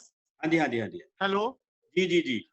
ਹਾਂ, ਤੇ ਜੀ ਕੁਲਦੀਪ, ਅਸੀਂ ਬਹੁਤ ਸਾਰਾ ਜਿਹੜਾ ਨਾਟਕ ਹੈ ਪੰਜਾਬ ਸੰਗੀਤ ਨਾਟਕ ਅਕੈਡਮੀ ਦੇ ਪਲੇਟਫਾਰਮ ਤੋਂ ਮੈਂ ਬਹੁਤ ਟੀਮਾਂ, ਲਗਭਗ 50 ਤੋਂ ਵੱਧ ਟੀਮਾਂ ਜਿਹੜੀਆਂ ਮੈਂ ਪਿੰਡਾਂ 'ਚ ਭੇਜੀਆਂ ਕਿ ਉਹਨਾਂ ਨੂੰ 5-5 ਪਿੰਡ ਦਿੱਤੇ, 10-10 ਪਿੰਡ ਦਿੱਤੇ ਕਿ ਤੁਸੀਂ ਇਹਨਾਂ 10 ਪਿੰਡਾਂ ਵਿੱਚ ਜਾਓ, ਔਰ ਹਰ ਜ਼ਿਲ੍ਹੇ ਦੇ ਅਸੀਂ ਏਦਾਂ 10-10 ਪਿੰਡ ਮਿਤਲੇ ਸੀ ਕਿ ਤੁਸੀਂ ਇਹਨਾਂ ਪਿੰਡਾਂ ਵਿੱਚ ਜਾਓ ਤੇ ਪਿੰਡਾਂ ਵਿੱਚ ਨਾਟਕ ਕਰੋ। ਮੇਰੀ ਤਾਂ ਬਿਲਕੁਲ, ਜਦੋਂ ਦਾ ਮੇਰੇ ਕੋਲ ਜ਼ਿੰਮੇਵਾਰੀ ਆਈ ਪੰਜਾਬ ਸੰਗੀਤ ਨਾਟਕ ਅਕੈਡਮੀ ਦੀ, ਤੇ ਮੈਂ ਤਹਈਆ ਕੀਤਾ ਸੀ ਕਿ ਜਿਹੜਾ ਪੰਜਾਬ ਸੰਗੀਤ ਨਾਟਕ ਅਕੈਡਮੀ ਦਾ ਜਿੰਨਾ ਪੈਸਾ ਹੈ ਇਹ ਪੰਜਾਬ ਦੇ ਵਿੱਚ ਜਾਏਗਾ। ਮੈਂ ਬਿਲਕੁਲ ਚੰਡੀਗੜ੍ਹ 'ਚ ਪ੍ਰੋਗਰਾਮ ਕਰਨ ਦੇ ਵਿੱਚ ਇੰਟਰਸਟਿਡ ਨਹੀਂ, ਤੇ ਪੰਜਾਬ ਦੇ ਪਿੰਡਾਂ 'ਚ, ਸ਼ਹਿਰਾਂ ਦੇ ਵਿੱਚ ਪ੍ਰੋਗਰਾਮ ਕੀਤੇ ਨੇ, ਤੁਸੀਂ ਦੇਖੇ ਵੀ ਨੇ, ਮੇਲੇ ਲਾਏ ਨੇ ਪੰਜਾਬ ਦੇ ਪਿੰਡਾਂ ਸ਼ਹਿਰਾਂ ਦੇ ਵਿੱਚ। ਤੇ ਹੁਣ ਵੀ ਜਿਹੜੇ ਅੱਗੋਂ ਵੀ ਅਗਰ ਸਾਨੂੰ ਮੌਕਾ ਮਿਲਦਾ ਆ, ਅਸੀਂ ਅੱਗੋਂ ਵੀ ਜਿੰਨਾ ਕੰਮ ਕਰ ਸਕੇ, ਤੇ ਮੇਰੀ ਮੈਕਸਿਮਮ ਕੋਸ਼ਿਸ਼ ਹੈ ਕਿ ਜਿੰਨਾ ਵੀ ਨਾਟਕ, ਸੰਗੀਤ, ਨ੍ਰਿਤ ਦਾ ਜਿੰਨਾ ਵੀ ਕੰਮ ਹੈ ਇਹ ਪੰਜਾਬ ਦੇ ਪਿੰਡਾਂ ਦੇ ਵਿੱਚ ਜਾਏ, ਕਿਉਂਕਿ ਪੰਜਾਬ ਦੇ ਪਿੰਡਾਂ ਦੇ ਲੋਕਾਂ ਦਾ ਹੱਕ ਹੈ। ਜਿੰਨਾ ਵੀ ਪੰਜਾਬ ਸੰਗੀਤ ਨਾਟਕ ਅਕੈਡਮੀ ਦਾ ਪੈਸਾ ਆ, ਉਹਦੇ ਉੱਤੇ ਹੱਕ ਉਹਨਾਂ ਲੋਕਾਂ ਦਾ ਹੈ ਕਿ ਅਸੀਂ ਉਹਨਾਂ ਦੀ ਗੱਲ ਕਰ ਸਕੀਏ। ਜਿਹੜੀ ਲਹਿਰ ਗੁਰਸ਼ਰਨ ਭਾਜੀ ਨੇ ਤੋਰੀ ਸੀ, ਉਹ ਪਿੰਡ ਪਿੰਡ ਗਏ ਸੀਗੇ, ਅਸੀਂ ਉਸ ਲਹਿਰ ਨੂੰ ਜਿਹੜਾ ਜ਼ਿੰਦਾ ਰੱਖ ਸਕੀਏ। ਕੀ ਬਾਤ ਹੈ, ਕੀ ਬਾਤ ਹੈ, ਬਹੁਤ ਵਧੀਆ। ਉਮੀਦ ਹੈ ਕਿ ਜੇ ਤੁਹਾਨੂੰ ਅੱਗੇ ਮੌਕਾ ਮਿਲਦਾ ਤਾਂ ਇਹ ਲਹਿਰ ਹੋਰ ਵੱਧ ਮਜ਼ਬੂਤ ਹੋਊਗੀ। ਤੇ ਹੁਣ ਮੈਂ ਸਾਡੇ ਵਿਊਅਰਸ ਦੇ ਵਿੱਚੋਂ ਜੇ ਕੋਈ ਸਵਾਲ ਕਰਨਾ ਚਾਹੁੰਦਾ ਹੈ, ਥੋੜਾ ਜਿਹਾ ਨੈਟਵਰਕ ਭਾਜੀ ਦਾ ਕਮਜ਼ੋਰ ਚੱਲ ਰਿਹਾ ਹੈ, ਪਰ ਫਿਰ ਵੀ ਤੁਹਾਡੀ ਆਵਾਜ਼ ਉਹਨਾਂ ਤੱਕ ਪਹੁੰਚ ਰਹੀ ਹੈ। ਤੁਹਾਡੇ ਵੀ ਕਮਜ਼ੋਰ ਚੱਲ ਰਿਹਾ, ਤੁਹਾਡਾ ਵੀ ਬਹੁਤ ਕੱਟ ਕੇ ਆ ਰਿਹਾ। ਕੁਲਦੀਪ ਜੀ ਨਮਸਕਾਰ। ਜੀ ਨਮਸਕਾਰ ਜੀ, ਨਮਸਕਾਰ। ਮੈਂ ਕੇਵਲ ਧਾਲੀਵਾਲ ਜੀ, ਮੈਂ ਸ਼ਾਸਤਰੀ ਸਰਸੇ ਤੋਂ। ਮੇਰੇ 2 ਸਵਾਲ ਹੈ। ਪਹਿਲਾ ਤਾਂ ਇਹ ਵੀ ਕੀ ਤੁਸੀਂ ਪਿਛਲੇ ਸਮਿਆਂ ਦੌਰਾਨ ਜਿਸ ਤਰੀਕੇ ਨਾਲ ਅਭਿਵਿਅਕਤੀ ਦੀ ਆਜ਼ਾਦੀ ਨੂੰ ਸੰਕਟ ਆਇਆ ਹੈ, ਤੁਸੀਂ ਵੀ ਮਹਿਸੂਸ ਕਰਦੇ ਹੋ ਵੀ ਨਾਟਕਾਂ ਦੇ ਸਾਹਮਣੇ ਇਹ ਸੰਕਟ ਹੈਗਾ? ਦੂਸਰਾ ਸਵਾਲ ਇਹ ਕਿ ਜਿਹੜੀ ਸਾਡੀ ਆਉਣ ਵਾਲੀ ਪੀੜ੍ਹੀ ਹੈ, ਕੀ ਉਹ ਨਾਟਕਾਂ ਵਿੱਚ ਕੋਈ ਰੁਚੀ ਦਿਖਾ ਰਹੀ ਹੈ ਜਾਂ ਇਸ ਮਾਮਲੇ 'ਚ ਸਾਡਾ ਭਵਿੱਖ ਕਮਜ਼ੋਰ ਹੈ? ਕੀ ਕਹਿਣਾ ਚਾਹੋਗੇ ਤੁਸੀਂ? ਧੰਨਵਾਦ ਜੀ। ਜੀ ਭਾਜੀ।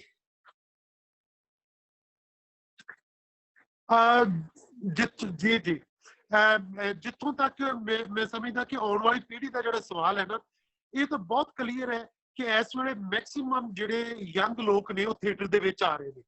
ਉਹ ਸ਼ਾਇਦ ਹੋ ਸਕਦਾ ਮੀਡੀਆ ਤੋਂ ਪ੍ਰਭਾਵਿਤ ਹੋ ਕੇ ਆ ਰਹੇ ਹੋਣ, ਕਿ ਉਹਨਾਂ ਨੂੰ ਲੱਗਦਾ ਹੋਵੇ ਕਿ ਉਹਨਾਂ ਨੇ ਮੀਡੀਆ ਵਿੱਚ ਜਾਣਾ ਹੈ, ਉਹਨਾਂ ਫਿਲਮਾਂ 'ਚ ਜਾਣਾ ਹੈ, ਟੀਵੀ 'ਚ ਜਾਣਾ ਹੈ, ਤੇ ਉਹਦਾ ਪਹਿਲਾ ਪੜਾਅ ਥੀਏਟਰ ਹੈ।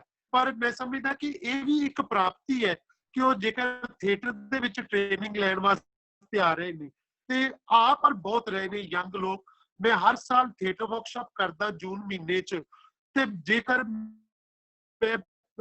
ਪਹਿਲੇ ਸਮਿਆਂ 'ਚ 30 ਜਾਂ 40 ਲੋਕ ਮੇਰੇ ਕੋਲ ਇੱਕ ਮਹੀਨੇ 'ਚ ਆਉਂਦੇ ਸੀ, ਤੇ ਹੁਣ ਮੇਰੇ ਖਿਆਲ 100-150 ਲੋਕ ਮੇਰੇ ਕੋਲ ਆਉਂਦੇ ਨੇ ਥੀਏਟਰ ਦੀ ਦੁਨੀਆ ਦੇ ਵਿੱਚ ਕੰਮ ਕਰਨਾ ਚਾਹੁੰਦੇ ਆ। ਸੋ ਮੈਂ ਸਮਝਦਾ ਕਿ ਇਹਨਾਂ ਸਮਿਆਂ ਦੇ ਵਿੱਚ ਨੌਜਵਾਨ ਲੋਕ ਜਿਹੜੇ ਬਹੁਤ ਆ ਰਹੇ ਨੇ। ਔਰ ਦੂਜਾ ਤੁਹਾਡਾ ਸਵਾਲ ਜਿਹੜਾ ਸੀ ਕਿ ਜਿਹੜਾ ਸਾਡੇ ਸਾਹਮਣੇ ਚੁਣੌਤੀ ਤਾਂ ਹੈਗੀ ਹੈ ਕਿ ਅਸੀਂ ਜਿਹੜਾ ਖੁੱਲ ਕੇ ਕਿੱਦਾਂ ਨਾਟਕ ਦੇ ਵਿੱਚ ਆਪਣੀ ਗੱਲ ਕਰਨੀ ਹੈ। ਜਿੰਨੀ ਅਸੀਂ ਖੁੱਲ ਕੇ ਪਹਿਲੇ ਸਮਿਆਂ ਦੇ ਵਿੱਚ ਗੱਲ ਕਰ ਸਕਦੇ ਸੀ, ਉਹਨੂੰ ਚੈਲੰਜ ਤਾਂ ਕਰਦੇ ਪਏ ਨੇ, ਚਾਹੇ ਉਹ ਉਹ ਸੈਂਟਰ ਵਾਲੀ ਸਟੇਟ ਹੈ, ਚਾਹੇ ਉਹ ਧਾਰਮਿਕ ਕੱਟੜਵਾਦਤਾ, ਉਹ ਸਾਨੂੰ ਚੈਲੰਜ ਜ਼ਰੂਰ ਕਰਦੇ ਨੇ। ਪਰ ਮੇਰਾ ਖਿਆਲ ਹੈ ਕਿ ਅਸੀਂ ਇੱਕ ਅਜਿਹੀ ਸਟੇਟ ਦੇ ਵਿੱਚ ਬੈਠੇ ਹਾਂ ਕਿ ਅਸੀਂ ਉਹ ਚੈਲੰਜ ਕਬੂਲ ਵੀ ਕਰਦੇ ਹਾਂ। ਅਸੀਂ ਉਹਨਾਂ ਦੇ ਚੈਲੰਜ ਕਬੂਲ ਕੀਤੇ ਨੇ, ਪਰ ਅਸੀਂ ਆਪਣੀ ਜਿਹੜੀ ਗੱਲ ਆਪਣੇ ਨਾਟਕਾਂ ਦੇ ਰਾਹੀਂ ਕਹਿਣੀ ਹੈ, ਅਸੀਂ ਉਹ ਕਹਿੰਦੇ ਵੀ ਹਾਂ। ਸਾਨੂੰ ਮੇਰਾ ਖਿਆਲ ਹੈ ਕਿ ਕੋਈ ਰੋਕਣ ਵਾਲਾ ਨਹੀਂ ਹੈ ਕਿ ਅਸੀਂ ਕੋਈ ਆਪਣੀ ਗੱਲ ਨਹੀਂ ਕਵਾਂਗੇ। ਸੋ ਇਹ ਚੈਲੰਜ ਕਬੂਲ ਕਰਨਾ ਹੀ ਅਸਲੀ ਰੰਗਮੰਚ ਹੈ। क्या बात है, क्या बात है, बहुत बढ़िया जी। नाटक हमेशा ही चुनौतियां जी कबूल धन्यवाद करता है। धालीवाल साहब। ਹੁਣ ਕੋਈ ਹੋਰ ਵਿਊਅਰਸ ਕੋਈ ਸਵਾਲ ਕਰਨਾ ਚਾਹੁੰਦਾ ਹੈ, ਜਾਂ ਮੈਡਮ ਸਰਬਜੀਤ ਕੌਰ ਸੋਹਲ ਤੁਸੀਂ ਕੋਈ ਸਵਾਲ ਕਰਨਾ ਚਾਹੁੰਦੇ ਹੋ ਜੀ? ਮੇਰਾ ਇੱਕ ਸਵਾਲ ਹੈ ਕੇਵਲ ਜੀ, ਕਿ ਜਦੋਂ ਹੁਣ ਅਸੀਂ ਪੰਜਾਬ 'ਚ ਨਾਟਕਕਾਰਾਂ ਦੀ ਗੱਲ ਕਰਦੇ ਹਾਂ, ਹਾਂਜੀ ਮਾਫ ਕਰਨਾ, ਤਾਂ ਸਿਰਫ ਇਸ ਵੇਲੇ ਸਾਨੂੰ ਜਿਵੇਂ ਹੁਣ ਆਪਾਂ ਪਹਿਲਾਂ ਵੀ ਨਾਂ ਲੈ ਆਇਆ, ਤੁਸੀਂ ਹੋ, ਸਾਹਿਬ ਸਿੰਘ ਆ, ਭੁਪਿੰਦਰ ਪਾਲੀ ਆ, ਡਾਕਟਰ ਦੀਪ ਆ, ਸਤੀਸ਼ ਵਰਮਾ ਜੀ ਨੇ, ਸਚਦੇਵਾ ਜੀ ਨੇ, ਤੇ ਕੁੜੀਆਂ ਜਾਂ ਔਰਤਾਂ ਜਿਹੜੀਆਂ ਨਾਟਕਕਾਰ ਨੇ ਉਹ ਕਿਤੇ ਨਹੀਂ ਆਉਂਦੀਆਂ। ਕਿ ਉਹਨਾਂ ਨੂੰ ਕੋਈ ਸਪੇਸ ਦਿੱਤੀ ਜਾਂਦੀ ਹੈ ਅੱਗੇ ਆਉਣ ਲਈ? ਮੈਂ ਸੁਨੀਤਾ ਇੱਕ ਮੇਰਾ ਖਿਆਲ ਹੈਗੇ ਨੇ ਇੱਥੇ ਹੁੰਦੇ ਨੇ ਆਰਟਸ ਕਾਉਂਸਲ ਦੇ ਵਿੱਚ, ਇੱਕ ਹੋਰ ਵੀ ਬੱਚੀ ਹੈ ਜਿਹੜੀ ਨਾਟਕ ਕਰਦੀ ਹੈ, ਕਰਵਾਉਂਦੀ ਹੈ ਮਤਲਬ, ਤੇ ਕੀ ਉਹਨਾਂ ਲਈ ਕੋਈ ਸਪੇਸ? ਮੈਂ ਕਦੇ ਵੇਖਿਆ ਨਹੀਂ ਉਹਨਾਂ ਨੂੰ ਅੱਗੇ ਆਉਂਦਿਆਂ, ਜਾਂ ਉਹਨਾਂ ਦਾ ਨਾਮ ਜਾਂ ਕਿਤੇ ਫੰਕਸ਼ਨਸ ਅਸੀਂ ਉਹਨਾਂ ਨੂੰ ਬੁਲਾਉਂਦੇ ਹੋਈਏ। ਮੈਂ ਸਮਝਦਾ ਸੋਹਲ ਮੈਮ, ਇਹ ਤੁਸੀਂ ਨਾ ਜੇਕਰ ਇਹ ਸਾਰੀ ਇਨਫੋਰਮੇਸ਼ਨ, ਮੈਂ ਲਗਭਗ ਪੰਜਾਬ ਦੇ ਵਿੱਚ 100 ਥੀਏਟਰ ਗਰੁੱਪ ਹੈ ਜਿਹੜਾ ਇਸ ਵੇਲੇ ਕੰਮ ਕਰਦਾ ਹੈ। ਮੈਂ ਕਿਉਂਕਿ ਸਾਰੇ ਨਾਲ ਪਰਸਨਲੀ ਇਨ ਟੱਚ ਹਾਂ, ਇਸ ਲਈ ਮੈਨੂੰ ਜ਼ਿਆਦਾ ਪਤਾ ਹੈ। ਔਰ ਕੁੜੀਆਂ ਦੇ ਵੀ ਥੀਏਟਰ ਗਰੁੱਪ ਬਹੁਤ ਸਾਰੇ ਨੇ, ਉਹ ਚਾਹੇ ਅੰਮ੍ਰਿਤਸਰ ਤੋਂ ਲੈ ਲਓ, 40 ਥੀਏਟਰ ਗਰੁੱਪ ਅੰਮ੍ਰਿਤਸਰ 'ਚ ਕੰਮ ਕਰਦੇ ਆ। ਔਰ ਚੰਡੀਗੜ੍ਹ ਦੇ ਵਿੱਚ ਅਨੀਤਾ ਸ਼ਬਦੀਸ਼ ਹੈ, ਸੰਗੀਤਾ ਗੁਪਤਾ ਆ, ਇਸ ਵੇਲੇ ਦੀਪ ਮਨਦੀਪ ਹੈ, ਉਹ ਵੀ ਕੰਮ ਕਰਦੀ ਪਈ ਹੈ। ਮਨਦੀਪ ਕਈ ਹੈ ਸਾਡੀ ਕੁੜੀ, ਉਹ ਵੀ ਆਪਣਾ ਥੀਏਟਰ ਗਰੁੱਪ ਚਲਾ ਰਹੀ ਹੈ। ਪਟਿਆਲੇ ਦੇ ਵਿੱਚ 2-3 ਕੁੜੀਆਂ ਨੇ। ਤੁਹਾਡੇ ਇੱਥੇ ਇੱਕ ਕੁੜੀ ਹੋਰ ਹੈ ਪੰਜਾਬ ਯੂਨੀਵਰਸਿਟੀ ਚੰਡੀਗੜ੍ਹ ਤੋਂ 2-3 ਕੁੜੀਆਂ ਨੇ, ਉਹਨਾਂ ਦੇ ਥੀਏਟਰ ਗਰੁੱਪ ਨੇ ਜਿਹੜੇ ਪੰਜਾਬ ਦੇ ਵਿੱਚ ਕੰਮ ਕਰਦੇ ਪਏ ਨੇ।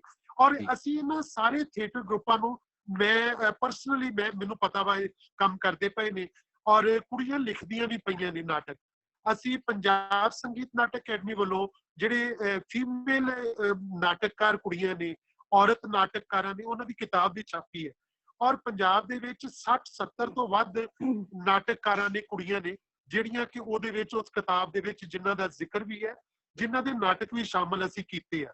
ਸੋ ਇਸ ਕਰਕੇ ਅਸੀਂ ਇਹ ਨਹੀਂ ਕਹਿ ਸਕਦੇ ਕਿ ਪੰਜਾਬ 'ਚ ਕੁੜੀਆਂ ਥੀਏਟਰ ਨਹੀਂ ਕਰਦੀਆਂ। ਕੁੜੀਆਂ ਅੱਗੇ ਲੱਗ ਕੇ ਥੀਏਟਰ ਵੀ ਕਰ ਰਹੀਆਂ ਨੇ, ਆਪਣੇ ਥੀਏਟਰ ਗਰੁੱਪ ਆਪਣੇ ਬਲਬੂਤੇ ਤੇ ਚਲਾ ਰਹੀਆਂ ਨੇ, ਉਹ ਟ੍ਰੇਨਿੰਗ ਵੀ ਦੇ ਰਹੀਆਂ ਨੇ। ਪਰ ਉਸ ਤਰ੍ਹਾਂ ਸਾਹਮਣੇ ਨਹੀਂ ਆ ਰਹੀਆਂ ਨਾ, ਜਿਵੇਂ ਫੇਮਸ ਨਹੀਂ ਹੋ ਰਹੇ। ਮੈਂ ਸਮਝਦਾ ਕਿ ਜਿਵੇਂ ਤੁਸੀਂ ਕੁਝ ਇੱਕ ਨਾਮ ਉਹ ਲਏ ਜਿਹੜੇ ਥੀਏਟਰ ਵੱਡਿਆਂ ਦੇ ਨਾਲ ਲਏ, ਜਿਹੜੇ ਥੀਏਟਰ ਨਹੀਂ ਕਰਦੇ ਪਏ, ਪਰ ਕੁਝ ਇੱਕ ਉਹ ਨੇ ਜਿਵੇਂ ਸੰਗੀਤਾ ਜਾਂ ਅਨੀਤਾ ਆ, ਇਹ ਬਹੁਤ ਥੀਏਟਰ ਕਰਦੀਆਂ ਨੇ ਕੁੜੀਆਂ। ਇਹ ਅੱਗੇ ਵੀ ਆਉਂਦੀਆਂ, ਇਹਨਾਂ ਨੂੰ ਅਸੀਂ ਸੈਮੀਨਾਰਾਂ ਵਿੱਚ ਵੀ, ਆਪਣੀ ਗੱਲਬਾਤ ਵਿੱਚ ਵੀ, ਹਰ ਥਾਂ ਦੇ ਉੱਤੇ ਅਸੀਂ ਇਹਨਾਂ ਨੂੰ ਜਗ੍ਹਾ ਵੀ ਦਿੰਦੇ ਆ, ਇਹਨਾਂ ਨੂੰ ਬੁਲਾਉਂਦੇ ਵੀ ਆ।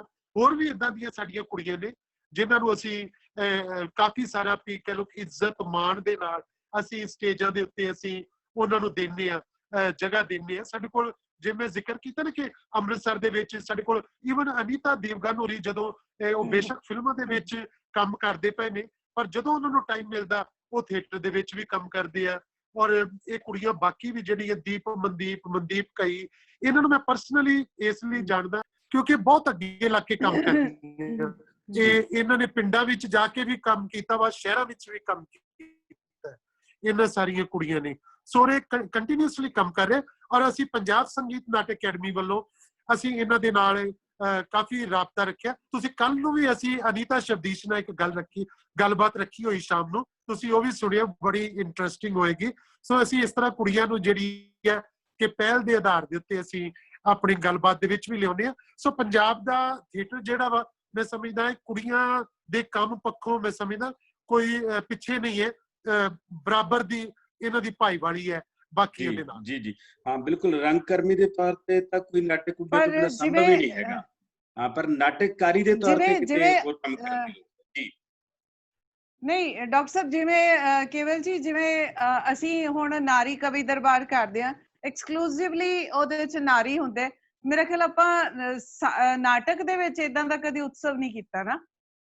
ਮੈਂ ਸੁਜੈਸਟ ਕਰੂੰਗੀ ਕਿ ਇਦਾਂ ਦਾ ਹੋਵੇ ਤੇ ਵਧੀਆ ਲੱਗੇਗਾ, ਨਵੀਂ ਇੱਕ ਗੱਲ ਹੋਊਗੀ। ਜੀ ਜੀ ਜੀ ਬੋਲੋ ਭਾਜੀ। ਇਹ ਗੱਲ ਨਾ ਪਹਿਲਾਂ ਵੈਸੇ ਪੰਜਾਬੀ ਅਕੈਡਮੀ ਦਿੱਲੀ ਵਾਲੇ ਪੰਜਾਬੀ ਅਕੈਡਮੀ ਦਿੱਲੀ ਵਾਲਿਆਂ ਨੇ ਕਾਫੀ ਵਾਰੀ ਵੂਮਨਸ ਥੀਏਟਰ ਫੈਸਟੀਵਲ ਕੀਤੇ ਨੇ ਉੱਥੇ। ਪਹਿਲਾਂ ਤੇ ਉਹ ਹਰ ਸਾਲ ਹੀ ਕਰਦੇ ਸੀਗੇ, ਕੋਈ 5 ਦਿਨ ਦਾ 7 ਦਿਨ ਦਾ ਉਹ ਥੀਏਟਰ ਫੈਸਟੀਵਲ ਕਰਦੇ ਰਹੇ ਨੇ ਦਿੱਲੀ ਵਾਲੇ। ਇਹ 'ਚ ਕੋਈ ਸ਼ੱਕ ਨਹੀਂ ਕਿ ਅਸੀਂ ਇੱਥੇ ਕਦੀ ਨਹੀਂ ਕੀਤਾ ਕਿ ਵਿਮਨਸ ਥੀਏਟਰ ਫੈਸਟੀਵਲ। ਉਹ ਲੱਗਦਾ ਹੁੰਦਾ ਕਿ ਇਹ ਸ਼ਾਇਦ ਰੰਗਮੰਚ ਜਿਹੜਾ ਵਾ ਇਹ ਕੱਲਾ ਔਰਤਾਂ ਜਾਂ ਕੱਲਾ ਮਰਦਾਂ ਦੇ ਨਾਲ ਨਹੀਂ ਹੁੰਦਾ, ਇਹਦੇ ਵਿੱਚ ਸਾਰੇ ਸਾਂਝੇ ਹੁੰਦੇ ਨੇ। ਅਸੀਂ ਬਹੁਤ ਸਾਰੇ ਔਰਤਾਂ ਦੇ ਵਿਸ਼ਿਆਂ ਵਾਲੇ ਜਿਹੜੇ ਨਾਟਕ ਨੇ, ਮੈਕਸਿਮਮ ਜਿਹੜੇ ਨਾਟਕ ਜਿਹੜੇ ਆ ਹੁੰਦੇ ਹੀ ਔਰਤਾਂ ਦੇ ਨਾਲ ਜੁੜੇ ਨੇ। ਉਹ ਔਰਤਾਂ ਦੀ ਜਿਹੜੀ ਪ੍ਰਧਾਨਗੀ ਜਿਹੜੀ ਹੈ ਆਲਰੇਡੀ ਬਹੁਤ ਜ਼ਿਆਦਾ ਹੁੰਦੀ ਹੈ।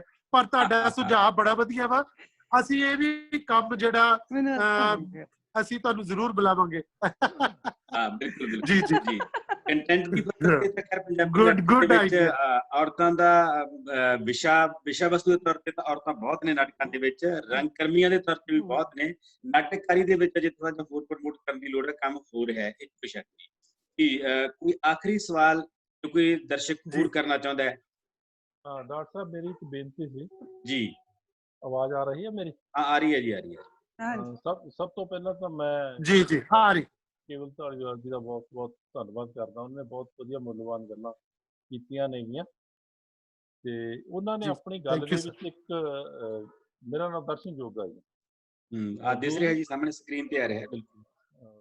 ਦੂਸਰੀ ਗੱਲ ਜਿਹੜੀ ਧਾਲੀਵਾਲ ਸਾਹਿਬ ਨੇ ਇੱਕ ਗੱਲ ਕੀਤੀ ਹੈ ਵੀ ਚੰਡੀਗੜ੍ਹ ਦੇ ਵਿੱਚ ਮੈਂ ਪ੍ਰੋਗਰਾਮ ਕਰਵਾਉਣ ਦੇ ਹੱਕ 'ਚ ਨਹੀਂ। ਮੇਰਾ ਖਿਆਲ ਹੈ ਤੁਸੀਂ ਸਾਡੇ ਇੱਕ ਮਨ ਦੀ ਗੱਲ ਫੜੀ ਹੈ ਇਹ। ਇਸ ਸੰਬੰਧ ਦੇ ਵਿੱਚ ਅਸੀਂ ਪਹਿਲਾਂ ਵੀ ਪੰਜਾਬ ਅਕਾਦਮੀ ਦੇ ਪ੍ਰਧਾਨ ਸਰਬਜੀਤ ਕੌਰ ਸੋਹਲ ਦੇ ਕੰਮ ਨੂੰ ਹਮੇਸ਼ਾ ਹੀ ਸਰਾਹੁੰਦੇ ਹਾਂ, ਜਿਨ੍ਹਾਂ ਨੇ ਕਿ ਅਕਾਦਮੀ ਨੂੰ ਸਾਡੇ ਪਿੰਡਾਂ ਦੇ ਵਿੱਚ ਲਿਆਂਦਾ। ਨਹੀਂ ਤਾਂ ਲਿਟਰੇਚਰ ਵੀ ਸ਼ਹਿਰਾਂ ਦੇ ਵਿੱਚ ਹੀ ਰਹਿ ਗਿਆ ਸੀਗਾ ਤੇ ਅਸੀਂ ਕਦੇ ਕਦੇ ਅਕਾਦਮੀ ਦਾ ਨਾਮ ਸੁਣਦੇ ਹੁੰਦੇ ਸੀ ਵੀ ਉੱਥੇ ਟੈਗੋਰ ਥੀਏਟਰ ਦੇ ਵਿੱਚ ਚੱਲ ਰਹੀ ਹੈ ਜੀ ਗੱਲ ਜੀ। ਤੇ ਦੂਸਰੀ ਗੱਲ ਇਹ ਹੈ ਭਾਜੀ ਦਾ ਤੇ ਔਲਖ ਸਾਹਿਬ ਦਾ ਜਿਹੜਾ ਕੰਮ ਹੈ ਉਹ ਸਾਰਾ ਹੀ ਪੇਂਡੂ ਲੋਕ ਰੰਗਮੰਚ ਦੇ ਉੱਤੇ ਹੈ ਤੇ ਉਹ ਪਿੰਡਾਂ ਦੇ ਵਿੱਚ ਗਏ, ਜਿਸ ਤਰ੍ਹਾਂ ਇੱਥੇ ਗੱਲ ਕੀਤੀ ਸੀ। ਪਰ ਉਹਨਾਂ ਔਲਖ ਸਾਹਿਬ ਦੇ ਜਾਣ ਤੋਂ ਬਾਅਦ ਇੱਕ ਸਾਡੇ ਮਨ ਦੇ ਵਿੱਚ ਖਾਦਸ਼ਾ ਸੀ ਕਿ ਇੱਕ ਵਾਰੀ ਪ੍ਰੋਗਰਾਮ ਇਹ ਚੰਡੀਗੜ੍ਹ ਦੇ ਵਿੱਚ ਵੀ ਲਿਖਣੇ ਸ਼ੁਰੂ ਕਰ ਦਿੱਤੇ ਸੀ ਔਲਖ ਸਾਹਿਬ ਦੇ ਸੰਬੰਧ ਦੇ ਵਿੱਚ। ਮੇਰਾ ਖਿਆਲ ਹੈ ਕਿ ਤੁਸੀਂ ਇੱਕ ਸਾਨੂੰ ਚੰਗੀ ਗੱਲ ਦਾ ਸੁਨੇਹਾ ਦਿੱਤਾ ਹੈ, ਅਸੀਂ ਤੁਹਾਡਾ ਵੀ ਧੰਨਵਾਦ ਕਰਦੇ ਹਾਂ। ਜੀ ਜੀ ਜੀ। ਤੇ ਪਿੰਡਾਂ ਦੇ ਵਿੱਚ ਜੇ ਸਾਡਾ ਨਾਟਕ ਜਾਊਗਾ ਤਾਂ ਮੇਰਾ ਖਿਆਲ ਹੈ ਗੱਲ ਤਾਂ ਹੀ ਚੱਲੂਗੀ। ਬਿਲਕੁਲ। ਮੈਨੂੰ ਇਸ ਗੱਲ ਦੀ ਚੰਗਾ ਲੱਗਿਆ ਮੈਨੂੰ।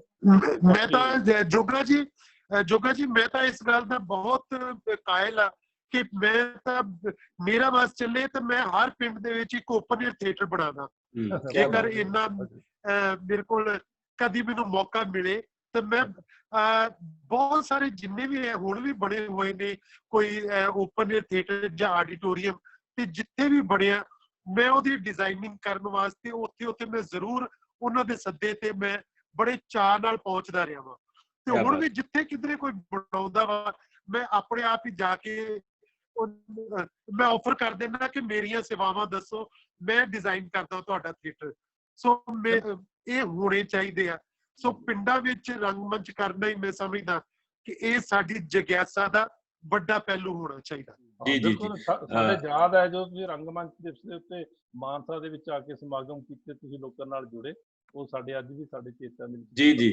ਅਸੀਂ ਦੁਆ ਕਰਦੇ ਹਾਂ ਕਿ ਤੁਸੀਂ ਸੱਭਿਆਚਾਰਕ ਮਾਮਲੇ ਦੇ ਮੰਤਰੀ ਬਣੋ ਤੇ ਫਿਰ ਪਿੰਡ ਆਪਾਂ ਓਪਨ ਥੀਏਟਰ ਵੀ ਬਣਾਈਏ। ਜੀ ਮੇਰੇ ਖਿਆਲ ਦੇ ਵਿੱਚ ਸਮਾਂ ਹੁਣ ਆਪਾਂ ਨੂੰ ਅੱਗੇ ਹੋਰ ਸਵਾਲ ਦੀ ਇਜਾਜ਼ਤ ਨਹੀਂ ਦਿੰਦਾ। ਗੱਲਾਂ ਬਹੁਤ ਸਾਰੀਆਂ ਨੇ। ਹਾਂ ਜੀ ਜੀ। ਤੇ ਮੈਂ ਰਾਇਲ ਕਾਲਜ ਵੀ ਇਹਨਾਂ ਨੂੰ ਉਡੀਕਦਾ ਪਿਆ ਜੀ 4 ਸਾਲ ਤੋਂ। ਜੀ ਜੀ ਜੀ। ਮੈਮ ਕੁਛ ਨਾ ਕਾਲਜ ਵੀ ਉਡੀਕ ਰਿਹਾ, ਕੁਛ ਨਾ ਤੁਸੀਂ ਦੱਸਣਾ ਚਾਹੋ ਜਿਹੜੇ ਸਾਡੇ ਵੇਖ ਲਓ। ਤੁਸੀਂ ਅਸੀਂ ਜ਼ਰੂਰ ਆਵਾਂਗੇ। ਜ਼ਰੂਰ ਜ਼ਰੂਰ। ਮੇਰੇ ਖਿਆਲ ਦੇ ਵਿੱਚ ਹੁਣ ਆਪਾਂ ਹੋਰ ਸਵਾਲ ਨਹੀਂ ਲੈ ਰਹੇ। ਮੈਂ ਸਰਬਜੀਤ ਕੌਰ ਸੋਹਲ ਇੱਕ ਵਾਰੀ ਧੰਨਵਾਦ ਸਾਡੇ ਦਰਸ਼ਕਾਂ ਵੱਲੋਂ ਵੀ ਕਰਨਗੇ ਤੇ ਆਪਣੇ ਵੱਲੋਂ ਵੀ ਕਰਨਗੇ, ਤੇ ਆਪਾਂ ਇਹਦੇ ਕਦੇ ਦੂਜਾ ਐਪੀਸੋਡ ਫੇਰ ਕਰਾਂਗੇ, ਕਿਉਂਕਿ ਬਹੁਤ ਸਾਰੀਆਂ ਗੱਲਾਂ ਨੇ ਜਿਹੜੀਆਂ ਅਜੇ ਹੋਰ ਕਰਨ ਵਾਲੀਆਂ ਪਈਆਂ ਨੇ। ਹਰ ਰੋਜ਼ ਸਾਡੀਆਂ ਗੱਲਾਂ ਰਹਿ ਜਾਂਦੀਆਂ, ਹਰ ਰੋਜ਼ ਸਾਡੇ ਸਵਾਲ ਰਹਿ ਜਾਂਦੇ ਆ। ਤੇ ਕੇਵਲ ਜੀ ਬਹੁਤ ਸੋਹਣੀਆਂ ਗੱਲਾਂ ਹੋਈਆਂ, ਤੇ ਤੁਹਾਡੇ ਨਾਲ ਗੱਲਾਂ ਦੇ ਦਰਮਿਆਨ ਮੈਨੂੰ ਖਾਲਸਾ ਕਾਲਜ ਸਕੂਲ ਯਾਦ ਆਉਂਦਾ ਰਿਹਾ, ਜਿੱਥੇ ਆਪਾਂ ਮੈਨੂੰ ਲੱਗਦਾ ਮੈਂ ਵੀ ਉਦੋਂ ਮਾੜਾ ਮੋਟਾ ਰੰਗਮੰਚ ਨਾਲ ਜੁੜੀ ਹੋਈ ਸੀ, ਤੇ ਅਸੀਂ ਉੱਥੇ ਨਾਟਕ ਟੋਆ ਖਿਡਾਉਂਦੇ ਹੁੰਦੇ ਸੀ ਗੁਰਸ਼ਰਨ ਸਿੰਘ ਜੀ ਦਾ। ਖਾਲਸਾ ਕਾਲਜ ਜਿਹੜਾ ਅੰਦਰ ਬॉयਜ਼ ਸਕੂਲ ਸੀ ਮੇਰਾ ਖਿਆਲ। ਸੋ ਸਾਰਾ ਟਾਈਮ ਗੁਰਸ਼ਰਨ ਭਾਜੀ, ਨਰਿੰਦਰ ਸਾਂਗੀ, ਅਸੀਂ ਸਾਰੇ ਉਦੋਂ ਨੇੜੇ ਹੁੰਦੇ ਸੀਗੇ, ਰਣਜੀਤਪੁਰੇ ਸਾਰਾ। ਸੋ ਉਹ ਸਾਰਾ ਸਮਾਂ ਮੇਰੀਆਂ ਅੱਖਾਂ ਦੇ ਸਾਹਮਣੇ ਆਈ ਗਿਆ, ਔਰ ਤੁਹਾਡੇ ਨਾਲ ਗੱਲਬਾਤ ਕਰਦਿਆਂ ਹੀ ਇਹ ਜਿਹੜੇ ਸਵਾਲ ਆ ਮੇਰੇ ਧਿਆਨ ਚ ਆਏ ਕਿ ਜੇ ਤੁਸੀਂ ਸਾਹਿਤ ਉਤਸਵ ਕਰਦੇ ਹੋ ਤਾਂ ਉਹਦੇ ਚ ਇੱਕ ਦਿਨ ਜਾਂ 2 ਦਿਨ, ਜਿਵੇਂ ਜੇ ਨਹੀਂ ਵੀ ਐਕਸਕਲੂਸਿਵ ਕਰ ਸਕਦੇ ਤਾਂ ਤੁਸੀਂ ਇੱਕ ਦਿਨ ਇਕੱਲਾ ਉਹਨਾਂ ਦੇ ਲਈ ਰੱਖੋ, ਜਿੱਥੇ ਕੇਵਲ ਉਹਨਾਂ ਦੀ ਗੱਲ ਸੁਣੀ ਜਾਵੇ। ਲਿਖ ਤਾਂ ਰਹੀਆਂ ਨੇ, ਪਰ ਉਹਨਾਂ ਨੂੰ ਸੁਣਿਆ, ਉਹਨਾਂ ਨੂੰ ਪ੍ਰਚਾਰਿਆ, ਉਹਨਾਂ ਨੂੰ ਉਨੀ ਸਪੇਸ ਮੈਨੂੰ ਲੱਗਦਾ ਹੁੰਦਾ ਵੀ ਨਹੀਂ ਮਿਲ ਰਹੀ। ਸੋ ਇਹ ਮੇਰੀ ਗੁਜ਼ਾਰਿਸ਼ ਹੈ ਤੁਹਾਨੂੰ। ਅੱਜ ਸਾਡੇ ਨਾਲ ਬਹੁਤ ਸਾਰੇ ਦਰਸ਼ਕ, ਬਹੁਤ ਸਾਰੇ ਲੇਖਕ, ਬਹੁਤ ਸਾਰੇ ਅਦੀਬ ਜੁੜੇ ਹੋਏ ਨੇ, ਜਿਨ੍ਹਾਂ ਦੇ ਵਿੱਚ ਜੇਕਰ ਵਿੱਚ ਥੋੜੀ ਦੇਰ ਪਹਿਲਾਂ ਲਾਈਵ ਨਹੀਂ ਸੀ ਚੱਲਿਆ ਤੇ ਮੇ ਵੀ ਕੋਈ ਨਾਮ ਰਹਿ ਜਾਣ, ਉਹਦੇ ਲਈ ਮੈਂ ਪਹਿਲਾਂ ਹੀ ਮੁਆਫੀ ਮੰਗਦੀ ਹਾਂ। ਸਾਡੇ ਨਾਲ ਅੱਜ ਡਾਕਟਰ ਰੁਪਿੰਦਰ ਕੌਰ, ਰਣਜੀਤ ਕੌਰ ਬਾਜਵਾ ਜੀ, ਇਕਵਿੰਦਰ ਕੌਰ ਜੀ, ਇਹ ਹਰ ਰੋਜ਼ ਸਾਡੇ ਨਾਲ ਜੁੜਦੇ ਨੇ।